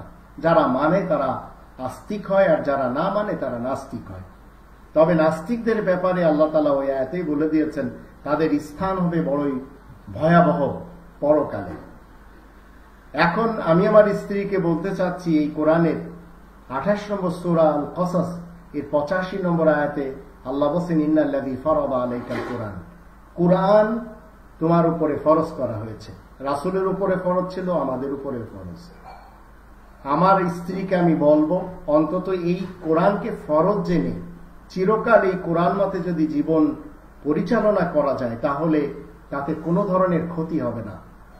আমার দায়িত্ব যেভাবে আল্লাহ আমার উপরে ন্যস্ত করেছেন, আমার দুটি মেয়ে রয়েছে, আমার স্ত্রী রয়েছে, তাদের খোরাকের খোরপোশের দায়িত্ব আমার উপরে। তার জন্য আমার প্রবাসে থাকতে হয়, আবার দেশে মাঝে মাঝে আসি। আমি চাই না কখনো আমার স্ত্রীকে আমি কষ্ট দিই কোনো দিক থেকে। আর আমি এটাও ইচ্ছা করব না কখনো যে আমার স্ত্রী এমন কোনো কাজ যেন কখনো না করে বসে যার জন্য আমার এই পৃথিবীতে মুখ দেখানো কষ্টকর হয়ে যাবে, যা আজ অনেক প্রবাসীদের স্ত্রীরা করে যাচ্ছে। আর এই কোরআনের যতগুলি উসুল যেগুলি আল্লাহ তাআলা করার জন্য নির্দেশ দিয়েছেন, আমি আশা করব আমার স্ত্রী সে যেভাবে মানুষকে বলে সেভাবে নিজেও যেন করে। কারণ কোরআনের 61 নম্বর সূরা সফ এর 2 এবং 3 আয়াতে, এই আয়াত দুটিতে আল্লাহ বলছেন যে তোমরা এমন কোনো কথা বলবে না যেটা তোমরা করো না, কারণ তোমরা না করে যদি সেগুলিকে প্রচার করতে যাও তাহলে সেটা আল্লাহ তাআলার দৃষ্টিতে খুবই ভয়ানক, খুবই সেটা আল্লাহ তাআলার দৃষ্টিতে একেবারে অপ্রীতিকর। ঠিক এইভাবে আল্লাহ তাআলা 5 নম্বর সূরা আল মাইদা 67 নম্বর আয়াতে বলে দিয়েছেন, ইয়া আইয়ুহার রাসূল বাল্লিগ মা উনজিলা ইলাইকা মির রাব্বিক, হে রাসূল তোমাকে প্রচার করতে হবে, তাবলীগ করতে হবে যা তোমার কাছে তোমার রবের পক্ষ থেকে নাজিল করা হয় সেই গ্রন্থের। তো আমার স্ত্রীকে আমি বলবো এই কোরআনের কথা যত প্রচার করা যায়। আর স্ত্রীকে আমি আমার জীবন সঙ্গিনীকে বলতে চাই 3 নম্বর সূরা আল ইমরান এর 42 এবং 43 এই আয়াত দুটিতে আল্লাহ বলে দিয়েছেন, নারীদের নেত্রী হলেন মারিয়াম সিদ্দিকা। মারিয়াম সিদ্দিকার নামাজের ব্যাপারে যে ক্যারেক্টার আমরা দেখতে পাই সেটি হলো তিনি সবসময় জামাতের সাথে নামাজ পড়তেন, যা আমার স্ত্রীর জন্য আজ কষ্টকর।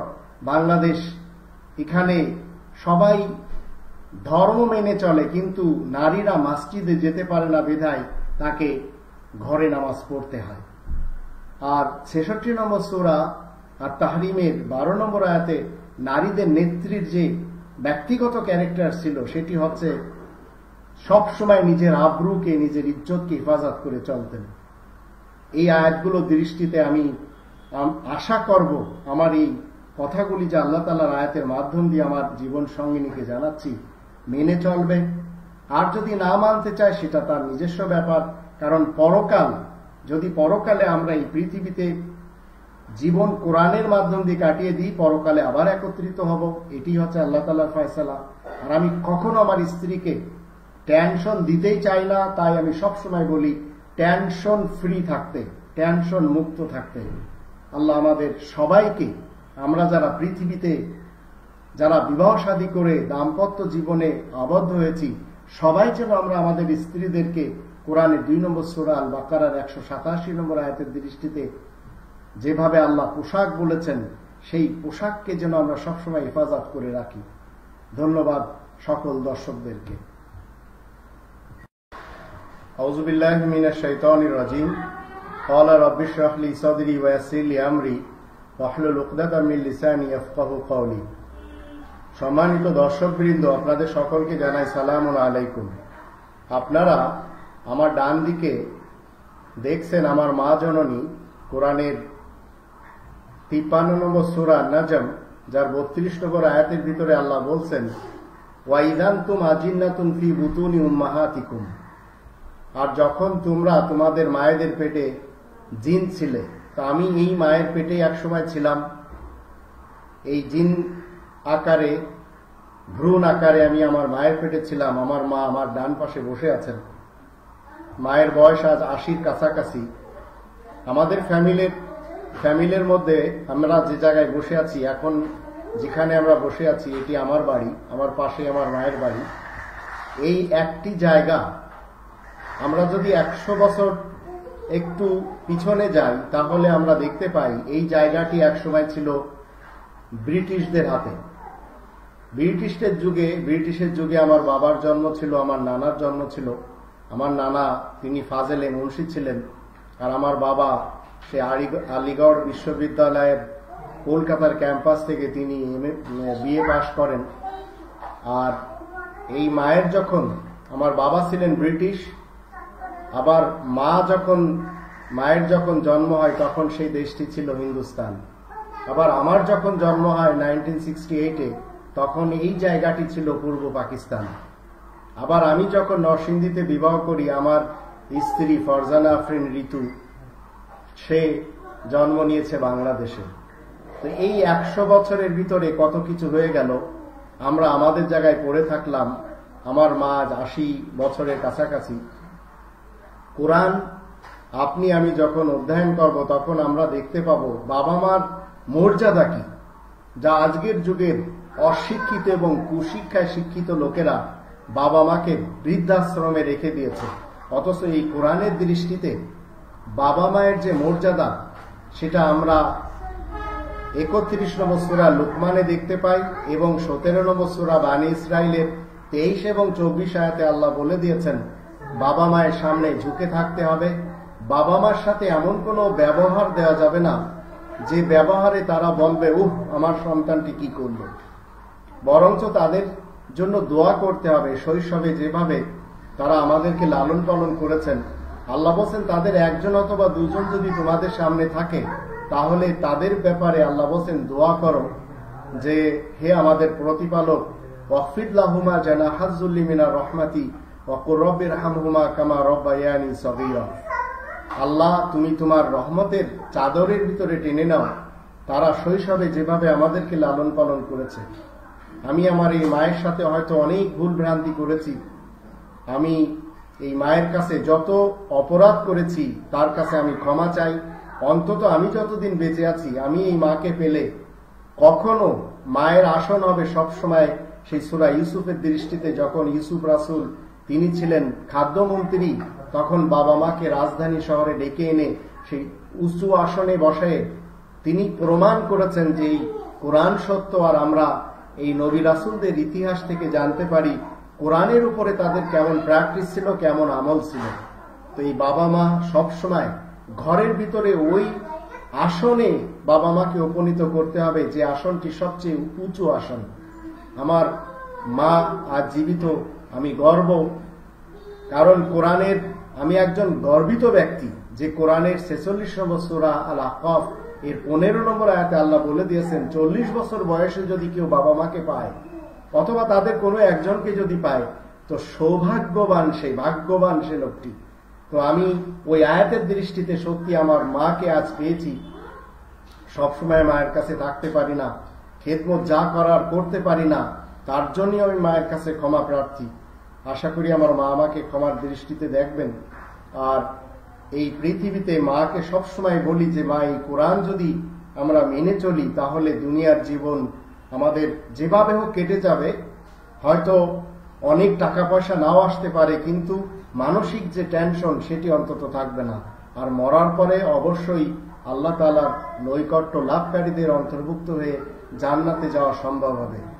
এজন্য আমি মাকে সবসময় বলি কোরআন ছাড়া গতি নেই। আমার মা যখন হজে গিয়েছিলেন তখনও বলেছিলাম যে কাবাতে যে জিনিসটি তুমি দেখবে সেখানে ভ্রাতৃত্বের প্র্যাকটিস রয়েছে, নামাজের প্র্যাকটিস রয়েছে, সেগুলি নিজ নিজ এলাকায় এসে করতে হবে। তো আমার মা এই দুনিয়া থেকে যখন চলে যাবেন, হয়তো লাশের সামনে কেউ এসে বলবেন না যে আমি এই লোকটির কাছে, এই মহিলাটির কাছে 1 টাকা পাবো।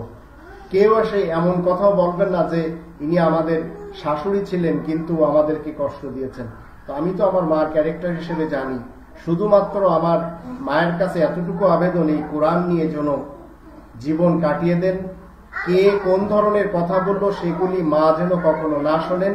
কোরআন কি বলল সেটি সবসময় শুনতে হবে। আর এই কোরআন জানার জন্য, মানার জন্য, আমল করার জন্য পৃথিবী একদিকে চলে যাক, তাতে কোনো যেন সংকোচ বোধ না করেন। এটি আমার মায়ের কাছে আবেদন। আশা করি মা আমার আবেদনটি রাখবেন।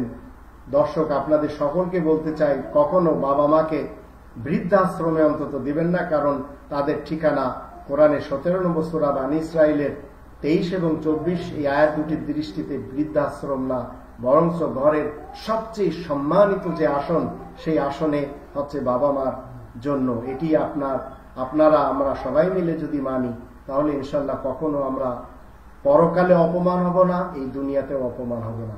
ধন্যবাদ সবাইকে।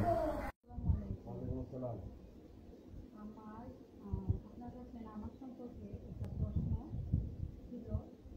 আমাদের এলাকার মসজিদে যখন আজান হয়, আমরা আজানটা শুনি, যেহেতু অনেক সময় বিভিন্ন কাজের কারণে আমাদের তাড়াহুড়ার মধ্যে আজানের মাঝেই আমরা অনেক সময় নামাজে দাঁড়াই দেখি, আজানটা পরিপূর্ণভাবে না শুনি।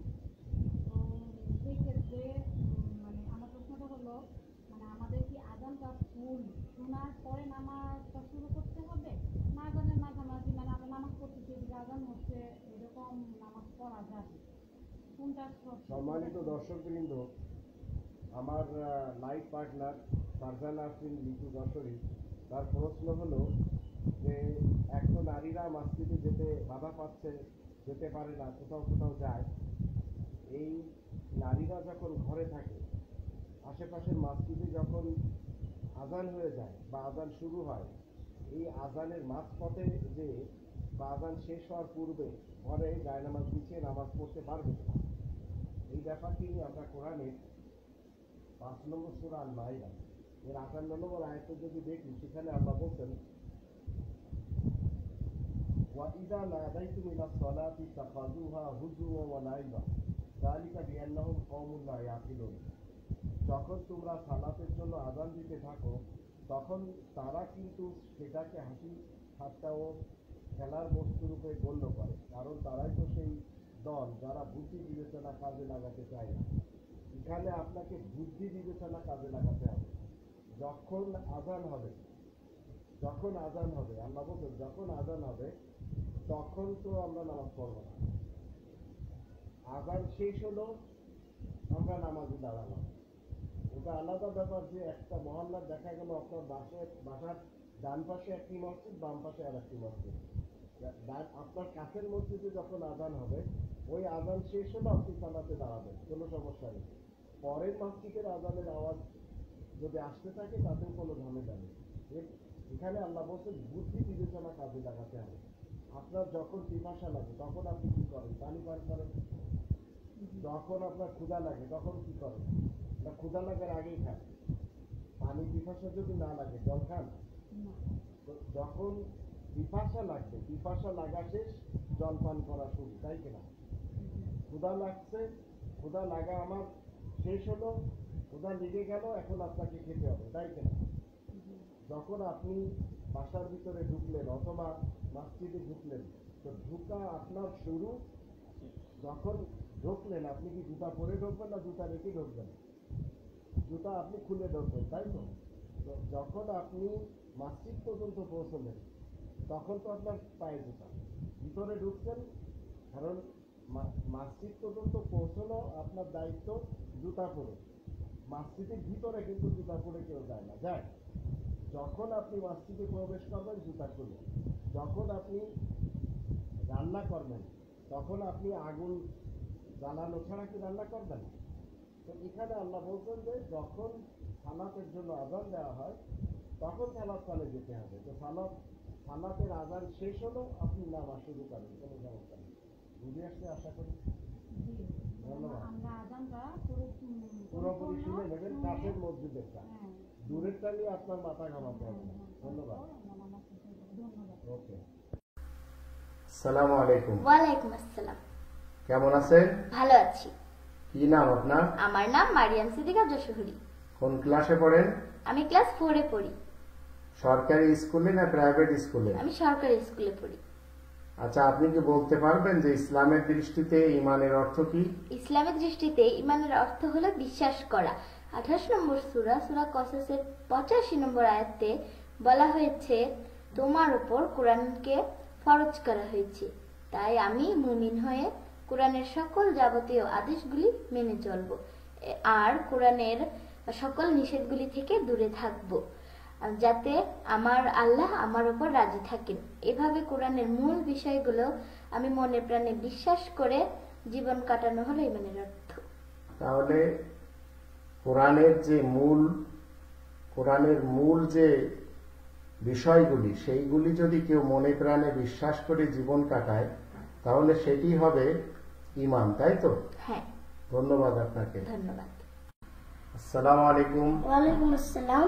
কেমন আছেন? ভালো আছি। কি নাম আপনার? আমার নাম তাহেরা সিদ্দিকা যশোরী। কোন ক্লাসে পড়েন? আমি ক্লাস 1-এ পড়ি। সরকারি স্কুলে না প্রাইভেট স্কুলে? আমি সরকারি স্কুলে পড়ি। আপনি বলতে পারবেন ইসলামের দৃষ্টিতে ঈমানের আসল অর্থ কি? জি। বলুন তো। ইসলামের দৃষ্টিতে ঈমানের অর্থ হলো বিশ্বাস করা। 28 নম্বর সূরা কসাসের 85 নম্বর আয়াতে আল্লাহ তাআলা বলছেন, কোরআন শুধু তোমার উপর ফরজ করা হয়েছে তার জন্য আমি মুমিন হয়ে কোরআনের যাবতীয় আদেশগুলি মেনে চলব ও কোরআনের সকল নিষেধগুলি থেকে দূরে থাকব। কারণ আল্লাহ আমার উপরে কি হবেন? কারণ আল্লাহ আমার উপরে খুশি হবেন। এভাবে কোরআনের যে মূল বিষয়গুলি মনে প্রাণে বিশ্বাস করে জীবন কাটাই তাহলে আমার জীবন হবে ধন্য, আর এটি হচ্ছে ঈমানের অর্থ, তাই তো? ধন্যবাদ আপনাকে। ধন্যবাদ। আউযু বিল্লাহি মিনাশ শাইতানির রাজীম। বিসমিল্লাহির রহমানির রহিম। ক্বালা রাব্বি ইশরাহ লি সাদরি ওয়া ইয়াসসির লি আমরি ওয়াহলুল উকদাতাম মিন লিসানি ইয়াফকাহু কওলি। সম্মানিত দর্শকবৃন্দ, আপনারা আমার এই বাড়ির ভিতরে দেখছেন, এই বাড়ির এক পাশে আমার দুটি মেয়ে মারিয়াম সিদ্দিকা যশোরী এবং তাহেরা সিদ্দিকা যশোরী। আমি তাদের বাবা ডক্টর একিউ মাহবুবুল্লাহ যশোরী। আমি তাদেরকে বলতে চাই আগামী জীবন তারা কিভাবে চলবে এবং আগামী জীবনের গাইডলাইন হিসেবে আমি তাদেরকে কয়েকটি আয়াত স্মরণ করিয়ে দিতে চাই। আর সেই আয়াতগুলি যদি তারা সামনে রেখে জীবন কাটায় তাহলে আমি আমার মেয়ে দুটিকে নিয়ে সত্যি গর্ব করব। আর যদি তারা মনে করে যে না, তাদের যেমন ইচ্ছা তেমন জীবন কাটাবে, তাহলে পরকালে এই আমার কলিজার টুকরা মেয়ে দুটির সাথে আদৌ কোনো সম্পর্ক থাকবে না। আমি তাদের দুজনকে বলতে চাই, কোরআনের 3 নম্বর সূরা আল ইমরানের 42 এবং 43 এই দুটি আয়াতে আল্লাহ তাআলা বলে দিয়েছেন, নারীদের নেত্রী হলেন মারিয়াম সিদ্দিকা, আর তিনি চিরকাল পুরুষ ইমামের পিছনে নামাজ পড়েছেন। তাই আমি আমার মেয়ে দুটিকে বলতে চাই তারা তাদের নেত্রীর অনুসারী হয়ে জীবন কাটাবে আর সব সময় নামাজ পড়বে। আর মারিয়াম সিদ্দিকার ক্যারেক্টার নিয়ে 66 নম্বর সূরা আত-তাহরিম এর 12 নম্বর আয়াতে আল্লাহ বলে দিয়েছেন সব সময় তিনি ইজ্জতের এবং আবরুর হিফাজত করে জীবন কাটিয়েছেন। আমি আমার মেয়ে দুটিকে বলতে চাই, জীবনে কখনো তোমরা এমন কোনো কাজ করবে না যেন তোমার বাবা মানুষের কাছে বিভিন্ন ধরনের কথা শুনে। তবে এমন কিছু কাজ তোমরা করবে কোরআনের দৃষ্টিতে যেন মানুষেরা তোমার বাবারও গুণ গায়, প্রশংসা করে।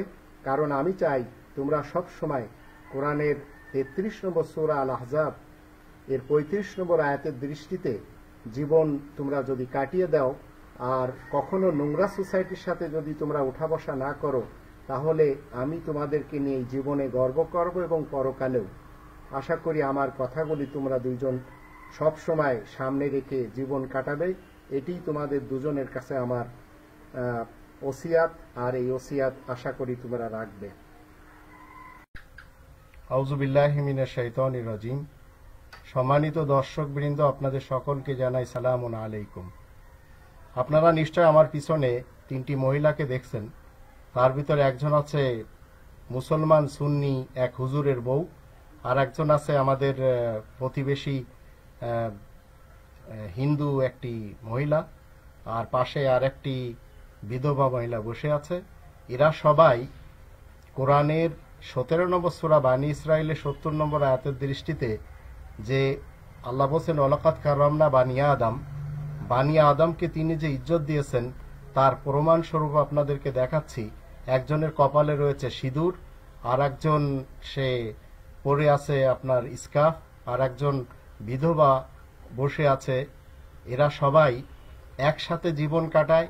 এদের একে অপরের মাঝে যে ভ্রাতৃত্ব এবং যে বন্ধুত্ব রয়েছে সেটা আমরা কোরআনে 17 নম্বর সূরা বানী ইসরাইলের 70 নম্বর আয়াতের দৃষ্টিতে দেখতে পাচ্ছি। এবং খুবই আনন্দের বিষয় যে গ্রামেই কেবল এগুলি দেখা যায়, যদিও ভারতের অনেক শহরে হিন্দু এবং মুসলমান একসাথে থাকতে রাজি হয় না।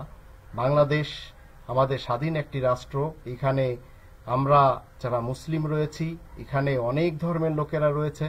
আমাদের দরকার ভ্রাতৃত্ব কায়েম করা এবং কোরআনের এই আয়াতের উপরে সবাই যেন আমরা আমল করে আমরা আমাদের প্রতিবেশী হোক সে অন্য ধর্মের, আমরা যেন ভ্রাতৃত্বের জিনজিরে গেথে জীবন কাটাতে পারি। কেউ যেন কাউকে কখনো আমরা এই না মনে করি যে এ হয়তো আমার থেকে নিচু, আর সেও যেন এ না মনে করে এরা হয়তো আমাদের থেকে নিচু। আমরা সবাই সমান মানুষ হিসেবে, আর আল্লাহ রাব্বুল আলামিনের কাছে সবচেয়ে গ্রহণযোগ্য যে ব্যক্তি, সেই ব্যক্তির ব্যাপারে 49 নম্বর সূরা আল হুজুরাতের 13 নম্বর আয়াতে আল্লাহ বলে দিয়েছেন ইন্না আকরামাকুম ইনদাল্লাহি আতকাকুম।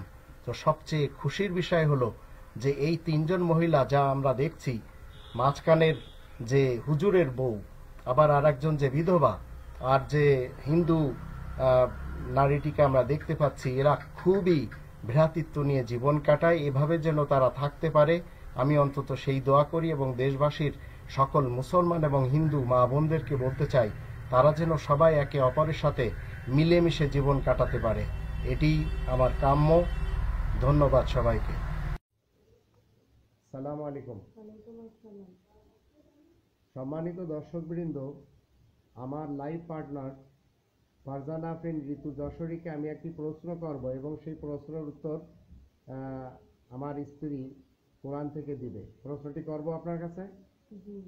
প্রশ্নটি হলো, পৃথিবীতে অনেক ধরনের গ্রন্থ রয়েছে, আপনাকে বলতে হবে এমন একটি গ্রন্থের ব্যাপারে যেটি আপনার এবং আমার উপরে আল্লাহ তাআলার পক্ষ থেকে ফরজ করা হয়েছে। বলতে পারবেন? বলুন। কোরআনে এই বিষয়ে কোরআনের 28 নম্বর সূরা 85 নম্বর আয়াতে বলা হয়েছে, একথা সত্য সুনিশ্চিত যে মহান রব তোমার কাছে আল কোরআনকে তথা আল কোরআনের আইন মান্য করাকে ফরজ করেছেন। তিনি তোমাকে সাবেক জায়গায় ফিরিয়ে আনবেন। তুমি বলো, আমার রবই বেশ জানেন কে সঠিক পথের সন্ধান নিয়ে এসেছে আর কেই বা স্পষ্ট গুমরাহির সাথে রয়েছে। এখানে বলা হচ্ছে ইন্নাল্লাযী ফারাদা আলাইকাল কোরআন, সেই সত্তা তোমার উপরে ফরজ করেছেন আল কোরআন। আপনি নিজে দেখছেন এখানে আয়াতে লেখা রয়েছে শুধু কোরআনকে আল্লাহ তাআলা ফরজ করেছেন। এই ফরজটি রাসূলের উপরে যেমন ছিল, আপনার এবং আমার উপরেও শুধু এই কোরআনকে আল্লাহ ফরজ করেছেন। তাহলে আমরা অন্য কোনো গ্রন্থকে ফরজ গ্রন্থ মানতে পারি? ধন্যবাদ আপনাকে। আসসালামু আলাইকুম ওয়া রাহমাতুল্লাহ।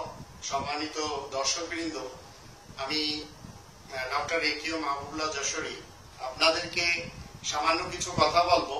এর পূর্বে আমি দুটো তিনটে আয়াত পড়বো। এই আয়াতগুলি আপনারা দেখবেন। আমার ডান পাশে আমার জীবন সঙ্গিনী দাঁড়িয়ে আছে এবং আমাদের কাজের যে সহযোগিতা করে থাকেন আমাদের ছোট বোন পাশেই দাঁড়িয়ে আছে।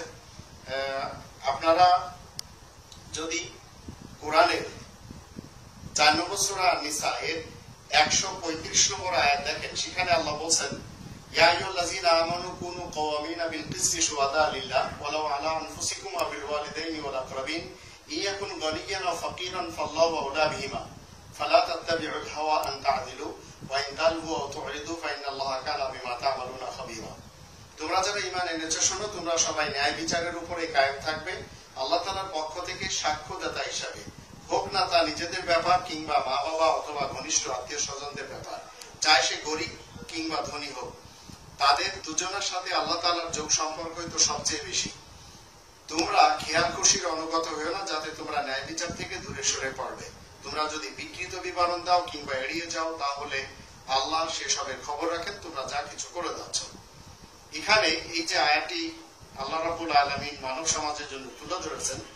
এখানে আমি আপনাদের সকলকে বলতে চাই, আমার এই যে ছোট বোনটি, যে বোনটি আমাদের সাথে কাজের সহযোগিতাকারী হিসেবে আজ প্রায় 7-8 বছর ধরে আমাদের সাথে, এবং আমার স্ত্রীর কি বলে সবসময় হাত বেঁটে থাকেন, আমি আপনাদের সকলকে বলতে চাই, আপনাদের ঘরে যে সমস্ত কাজের ছেলে মেয়েরা যারা সহযোগিতা করে যাচ্ছে, তাদের সাথে কোনো ধরনের জুলুম নির্যাতন আপনারা করতে পারবেন না।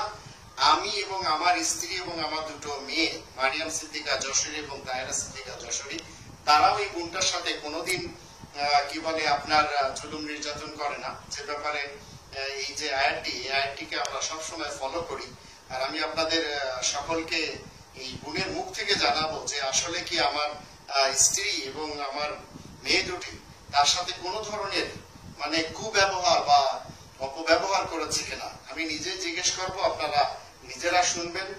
আর কি বলে আপনারা নিজেরাও চেষ্টা করবেন। সেটি হলো, আমি এই বোনকে জিজ্ঞেস করতে চাই যে, ছোট বোন, তোমার কাছে জিজ্ঞেস করতে চাই, আমার জীবন সঙ্গিনী তোমাকে কি কখনো কোনো কষ্ট দিয়েছে? তুমি যে আমাদের সাথে 6-7 বছর বা 8 বছরের কাছাকাছি থাকলে, তাতে আমাদের সাথে থেকে কেমন মনে করলে তুমি? মানে তুমি কি আমাদের নিজেদের মানে ফ্যামিলি মেম্বার হিসেবে থাকলে না পর হিসেবে থাকলে?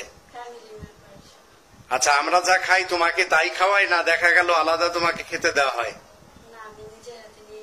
নিজের হাতে নিয়ে খাও। আর কি বলে, যখন আমার জীবন সঙ্গিনী যখন কাপড় চোপড় কেনে, তোমার জন্য কি কেনে না তোমার জন্য সস্তাটা কেনে আর তার জন্য দামিটা কেনে? এরকম কখনো হয়? এটা তুমি সাক্ষ্য দিচ্ছ। আর আমিও চাই আমার যত দর্শক এই পৃথিবীতে রয়েছেন তারা সবাই যেন তাদের কাজের সহযোগিতাকারিনী যারাই থাকুক না কেন তাদের সাথে ঠিক এইভাবে ব্যবহার দেয়। তুমি কি চাও যে অন্যান্য আমার যত ভাই বোন আছে পৃথিবীতে, আমার যত দর্শক আছে, তারা সবাই তাদের কাজের সহযোগিতা যারা করে যাচ্ছে তাদের সাথে ভালো ব্যবহার দিক? এটা কি তুমিও চাও? এই ব্যাপারে তুমি কি তাদেরকে কিছু বলতে চাও যে আপনারা সবাই যেভাবে আমি শান্তিতে আছি, আপনারাও আপনাদের ঘরের সহযোগিতা যারা করে যাচ্ছে তাদের সাথে ভালো ব্যবহার দিয়ে রাখবেন, এটা বলতে চাও তুমি? ঠিক আছে। আল্লাহ আমাদের সবাইকে তৌফিক দান করুন, আমরা যেন কোরআনের আয়াত মেনে জীবন কাটাতে পারি। আর তোমার উপরে কি কোনো ধরনের জোর জবরদস্তি করে কোনো কিছু জিজ্ঞেস করেছি? দুনিয়াতে ঠিক আপু তুমি যেভাবে সাক্ষী দিলে, পরকালে ঠিক এইভাবে আমি চাই পরকালেও যেন এইভাবে তুমি সাক্ষী দাও। ঠিক আছে, ধন্যবাদ। নিচের তালা আমাদের, আর উপরের তালা হয়েছে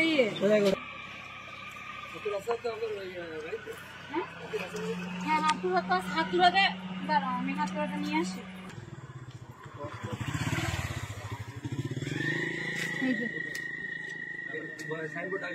এখন এই গেটের মধ্যে যদি হাতুড়া দেওয়া হয়, গেটের কোনো ক্ষতি হবে না তো? না না,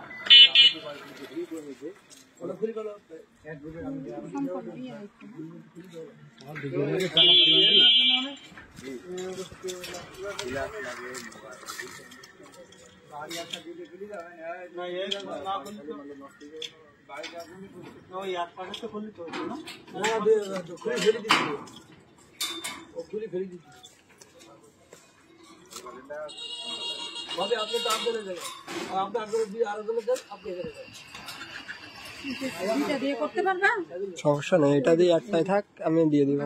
তারপরে এটা জব আপনি আপনার জিনিসগুলো তো এর সাথে সব ওই ওইটা কি তোমার মাল নাকি না?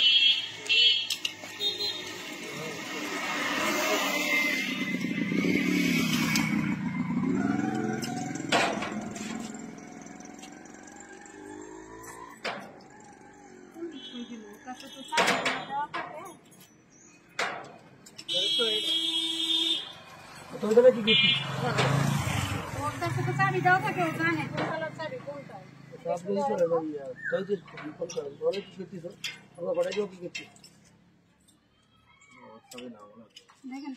আপনি এটা খোলেন, এটা খোলেন, এটা টান দেন। হ্যাঁ, খুলি দাও।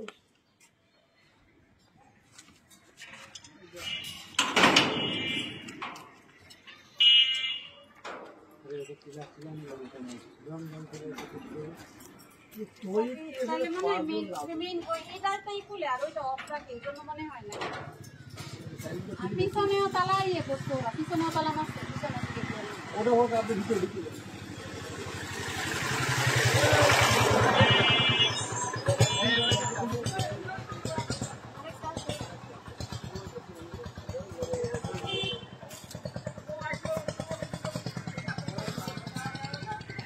আপনি যে এইদিকে বাড়ি যাবেন শহরে করবেন। এক বাড়ি দাও।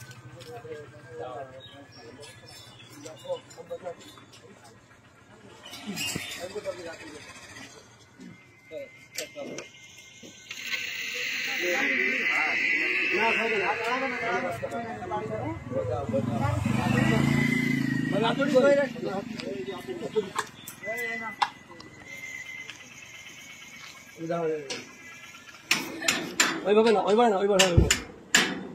এটা তালা সাইডে যাও। এই বেশি ঢুকো যে বাড়ি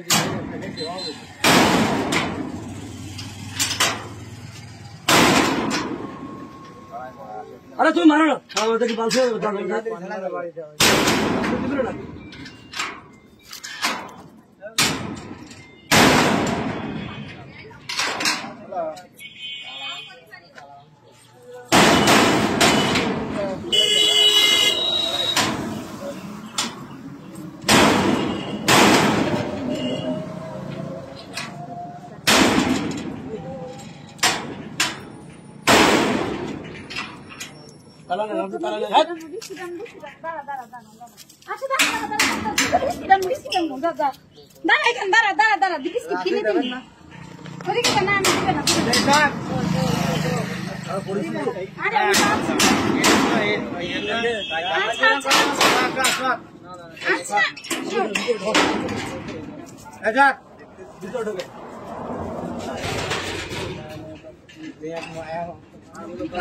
আবার লক করতে ওই যে আপনার ওই পিছন থেকে যে ইয়ে করছে ভিতরে তালা দেওয়া তো দেখছি না, ভিতরে তালা দেওয়া না, ওই যে নক করা একটা তুলতে হবে তাই এমন কর না। এই সাত এই যা যা কই দিকে যা।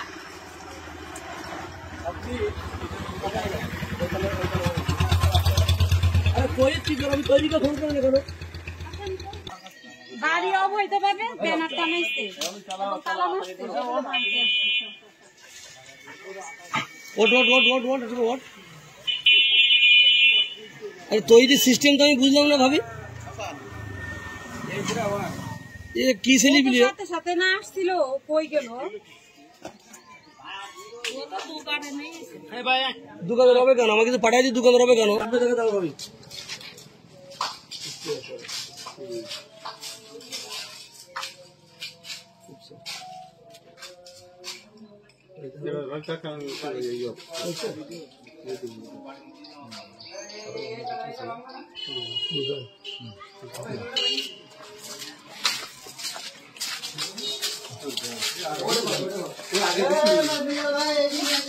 ওইটা মনে হয় আমাদের নাকি ভিতরের তালা আমাদের, ওইটা ভাঙতে হবে না।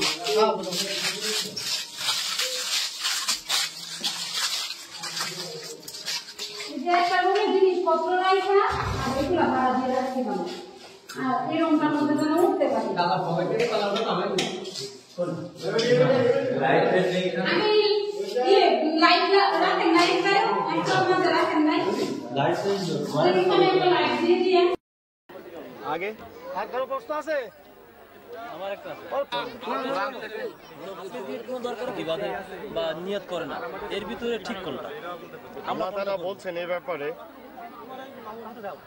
ওয়ামিন হাইথু খারাজতা ফাওয়ালি ওয়াজহাকা শাতরাল মাসজিদিল হারাম ওয়া হাইথু মা কুনতুম ফাওয়াল্লু ওয়াজহাকুম শাতরাহু লিআল্লা ইয়াকুনা লিন-নাসি আলাইকুম হুজ্জা ইল্লা আল্লাযীনা যালামু মিনহুম ফালা তাখশাওহুম ওয়াখশাওনি ওয়া লিউতিমা নি'মাতি আলাইকুম ওয়া লাআল্লাকুম তাহতাদুন। তুমি যেখান থেকে বের হও না কেন, তোমার ডাইরেকশন মসজিদুল হারামের দিকে রাখতে হবে। তোমরা যেখানেই থাকো না কেন নিজেদের চেহারা সেদিকেই ফেরাবে, যেন তোমাদের সাথে লোকজনদের কোনো তর্কের অবকাশ না থাকে। তবে তাদের মধ্যে যারা জালিম তাদের কথা আলাদা। তাদের কি তোমরা ভয় করো না, আমাকেই ভয় করো, যে যেন আমার নিয়ামত তোমাদেরকে পুরোই দান করতে পারি, তোমরাও যেন সোজা পথেই চলতে পারো। নামাজের সঠিক সোজা পন্থা হচ্ছে বায়তুল্লাহর ভিতরে, কাবার ভিতরে যে নামাজটা পড়ানো হয় ওই হচ্ছে আসল নামাজ। বাকি এই নামাজ থেকে যারা বিরোধিতা করবে তাদেরকে আল্লাহ তাআলা শাস্তি দিবেন।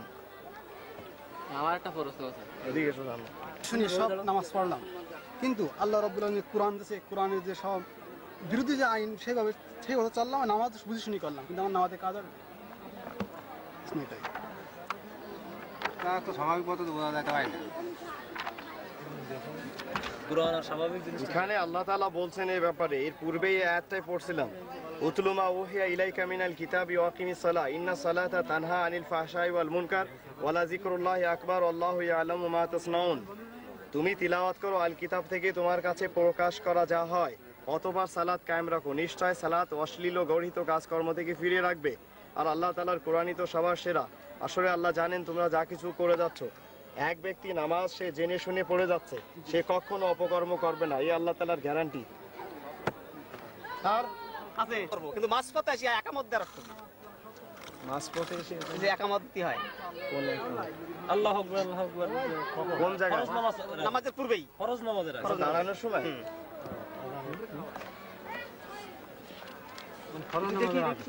কিছু দাঁড়াতো মানে একামত।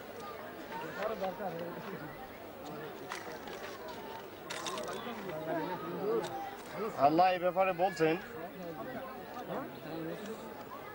সূরা বাকারা 125 নম্বর আয়াত, সূরা নম্বর 2, ওয়াইজ ইবতালা ইব্রাহিমা রাব্বুহু বিকালিমাতিন ফাতামাহুন্না ক্বালা ইন্নী জাইলুকা লিন-নাসি ইমামা ক্বালা ওয়া মিন যুররিয়াতি ক্বালা লা ইয়ানালু আহদিয যালিমিন।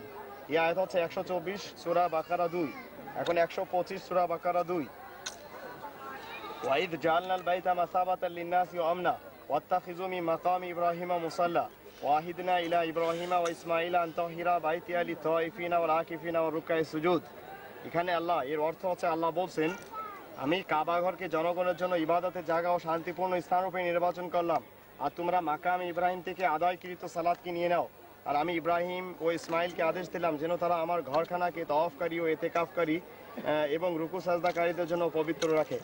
এই সিস্টেমটা প্রথম দিন থেকে প্রথম ঘরে আজ পর্যন্ত চলে আসতেছে। নামাজ জামাত দাঁড়ানোর আগে সেখানে তাকবীর পড়া হয়। আমরা যখন নামাজটা কায়েম করব, এক ইমাম সামনে থাকবে, পিছনে মুক্তাদি থাকবে, তখন ইমাম তার জায়গায় দাঁড়িয়ে যাবে, পিছনে মুক্তাদি ওই তাকবীর পড়বে। এই সিস্টেম দুনিয়ার প্রথম দিন থেকে শেষ পর্যন্ত যাবে, আল্লাহ তাআলার কোরআনে লিখেছেন। আর জগতের সেন্টার, আল্লাহ তাআলার সেন্টার এ হচ্ছে মক্কাতে। ওই মক্কাতে ইব্রাহিম আলাইহিস সালাম তার সন্তানদেরকে কি করলেন? আবাদ করে দিলেন। জগতের যতগুলো লোক আছে সব লোকগুলো ইব্রাহিম আলাইহিস সালামের সন্তান কিনা? সন্তান। যদি সন্তান হয়ে থাকে তাহলে এদের সকলকে করতে হবে কি? ওই ঘরের নামাজটিকে নিতে হবে, সে যেখানে থাকুক না কেন। এই ঘরটার ইতিহাস, এই ঘরটার হিস্ট্রি আজকে আপনারা আল কোরআন থেকে দেখতে পাবেন। এই ঘরটার বয়স কত, জগতে এর পূর্বে কোনো ঘর ছিল কিনা। তো সূরা নম্বর 3 আল ইমরান এর আয়াত 96, আল্লাহ বলছেন, ইন্না আউওয়ালা বাইতিন উদিয়া লিন-নাস, ইন্না আউওয়ালা বাইত উদিয়া লিন-নাস লাল্লাযী বিবাক্কাতা মুবারাক ওয়া হুদাল লিল আলামিন। এর অর্থ হচ্ছে মানব সমাজের জন্য প্রথম যে ঘরখানাকে নির্দিষ্ট করা হয় তা এই মক্কাতেই রয়েছে। দুনিয়ার প্রথম ঘর কোথায়? কে বলেছেন? আসসালামু আলাইকুম। সম্মানিত দর্শকবৃন্দ, আমার সামনে যে মহিষী নারী বসে আছেন তিনি আমার শাশুড়ি। গতকাল আমরা শ্বশুর শাশুড়ি এবং আমি সহ আমার স্ত্রী দুটি কন্যা একসাথে ছিলাম। আজ আমার শাশুড়ি আসছেন আমার বাসায়। প্রথমে আমি আপনাদের সকলকে জানাই আমার শাশুড়ির কথা 2 মিনিট আগেই ছিল যে আমি কোরআন মানি, তো কোরআন তো তাকে মানতেই হবে। আর শ্বশুর শাশুড়ি নিয়ে যে আয়াতটি কোরআনে আল্লাহ বলছেন, সেই আয়াতটি আমি আপনাদের সকলের সামনে তুলে ধরব। যে আয়াতটিতে বলা হচ্ছে, কোরআনের 25 নম্বর সূরা আল ফুরকান সত্য এবং মিথ্যার মাঝে পার্থক্য করে। সেখানে আল্লাহ বলছেন, ওয়াহুয়াল্লাযী খালাকা মিনাল মাই বাশারান ফাজআলাহু নাসাবাও ওয়া সিহরান ওয়া কানা রাব্বুকা কাদিরা। তিনি তো সেই মহান যিনি পানি দিয়ে মানুষকে সৃষ্টি করেছেন, তারপরে তার জন্য বংশ ও শ্বশুরালয় তৈরি করে দিয়েছেন। আসলে তোমার রবই যে সব কিছু করতে পারেন।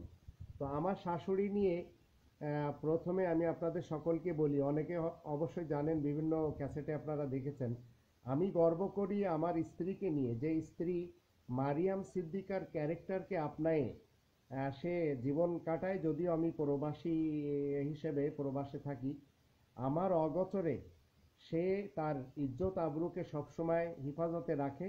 এর মেন কারণ হচ্ছে এই মহিষী নারী। আমার শাশুড়ির ক্যারেক্টার এত বেশি ভালো, যার কারণে আমি আমার স্ত্রীকে নিয়ে গর্ব করি যে আমার স্ত্রী এই শাশুড়ির পেট থেকে এসেছেন।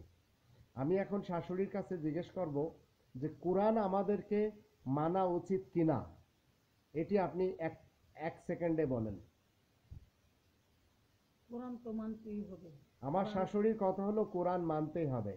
কোরআন আসছে কার কাছ থেকে? কোনো মানুষের কাছ থেকে না আল্লাহ তাআলার কাছ থেকে? কোরআন আল্লাহ তাআলার রব থেকে আসছে এবং সেটা নাজিল হয়েছে আমাদের মুহাম্মদ মুস্তাফা নবী সাল্লাল্লাহু আলাইহি ওয়াসাল্লামের উপরে। আমার শাশুড়ির কথা হলো কোরআন আল্লাহ তাআলার কাছ থেকে এসেছে এবং সেটি নাজিল হয়েছে রাসূল কারীমের উপরে। আমরা একটু দেখে নেব 47 নম্বর সূরা মুহাম্মাদের 2 নম্বর আয়াতে আল্লাহ তাআলা বলছেন, ওয়াল্লাযীনা আমানু ওয়া আমিলুস সালিহাত ওয়া আমানু বিমা নুজিলা আলা মুহাম্মাদ ওয়া হুয়াল হাক্কু মির রাব্বিহিম কাফারা আনহুম সাইয়্যাতিহিম ওয়া আসলাহা বালাহুম।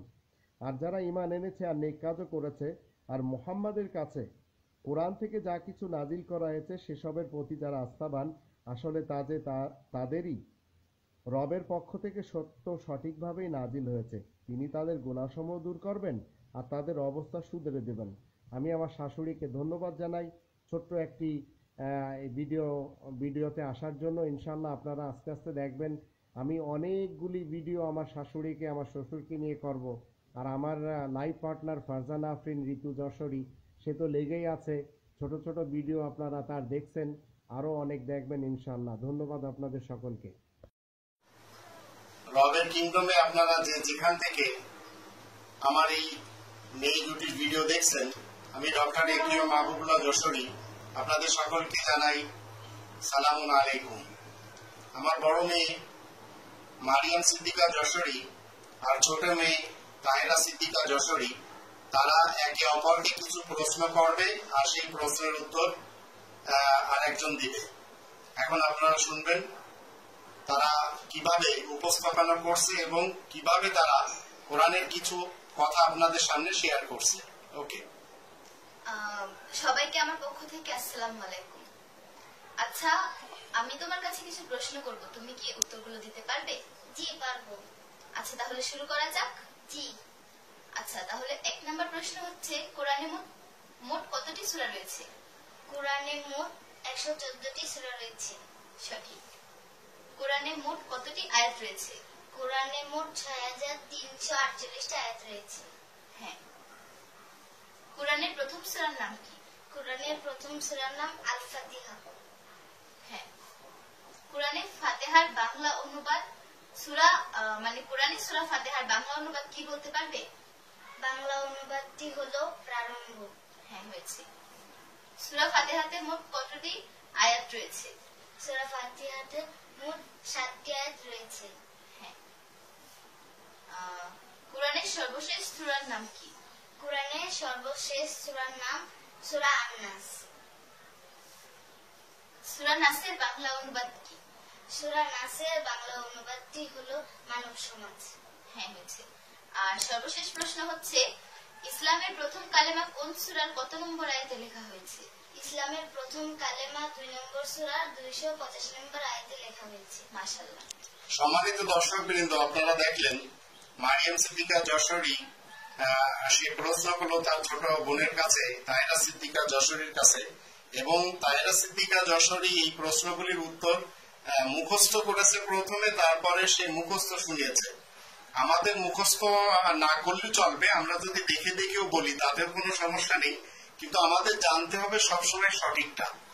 আমরা আল্লাহ তাআলার কাছে এই দোয়া করব, আপনারা সবাই আমার মেয়ে দুটির জন্য দোয়া করবেন। আমি নিজেও 25 নম্বর সূরা আল ফুরকানের 74 নম্বর আয়াতের দৃষ্টিতে দোয়া করি, তারা যেন মানব সমাজের সামনে, বিশেষ করে যারা বাংলাভাষী রয়েছেন এই পৃথিবীতে, তারা সবাই এই দুটি মেয়ের কাছ থেকে কোরআনের অনেক কিছু অজানা তথ্য যেন শিখতে পারে।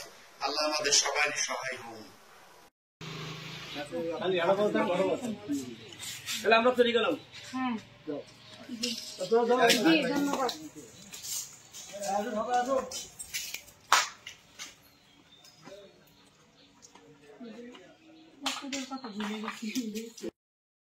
আসসালামু আলাইকুম। ওয়ালাইকুম আসসালাম। কেমন আছেন আপনি? ভালো আছি। কি নাম আপনার? আমার নাম তাহেরা সিদ্দিকা যশোরী। আপনার কাছে একটি প্রশ্ন করা হবে, সেই প্রশ্নের উত্তর কোরআন থেকে দিতে হবে, পারবেন? জি পারবো। কোরআন থেকে বলেন, এই কোরআন এই পৃথিবীর লোকদেরকে কেমন তার পথ দেখায়? আপনার প্রশ্নের উত্তরে 17 নম্বর সূরা 9 নম্বর আয়াতে আল্লাহ বলছেন, এই কথা সত্য সুনিশ্চিত যে এই কোরআন সরল সহজতর পথই দেখায় আর মুমিনদেরকে সুসংবাদ দেয়। যারা নেক কাজ করছে তাদের জন্য বিরাট পারিশ্রমিক রয়েছে। তাহলে এই কোরআন সবচেয়ে সত্য সনাতন পথের গাইড করে, তাই কিনা? জি। ইন্না হাদাল কোরআন ইয়াহদি লিল্লাতি হিয়া আকওয়াম। এছাড়া আর অন্য কোনো গ্রন্থ আছে যে গ্রন্থ মানুষকে সত্য পথের গাইড করবে? না। এখন যদি কেউ বলে কোরআন ছাড়া আরো অনেক গ্রন্থ আছে সেগুলিও সত্য পথের গাইড করে, সেগুলি আমরা মুসলিম হলে কি মানব? না। যদি মানি তাহলে আমরা পথভ্রষ্ট হয়ে যাব কিনা? জি। তাহলে পথভ্রষ্ট হওয়া থেকে বাঁচার জন্য আমাদেরকে শুধু একটি গ্রন্থের অনুসারী হতে হবে, আর সেই গ্রন্থটির নাম হলো আল কোরআন। ধন্যবাদ আপনাকে। আপনাকেও ধন্যবাদ।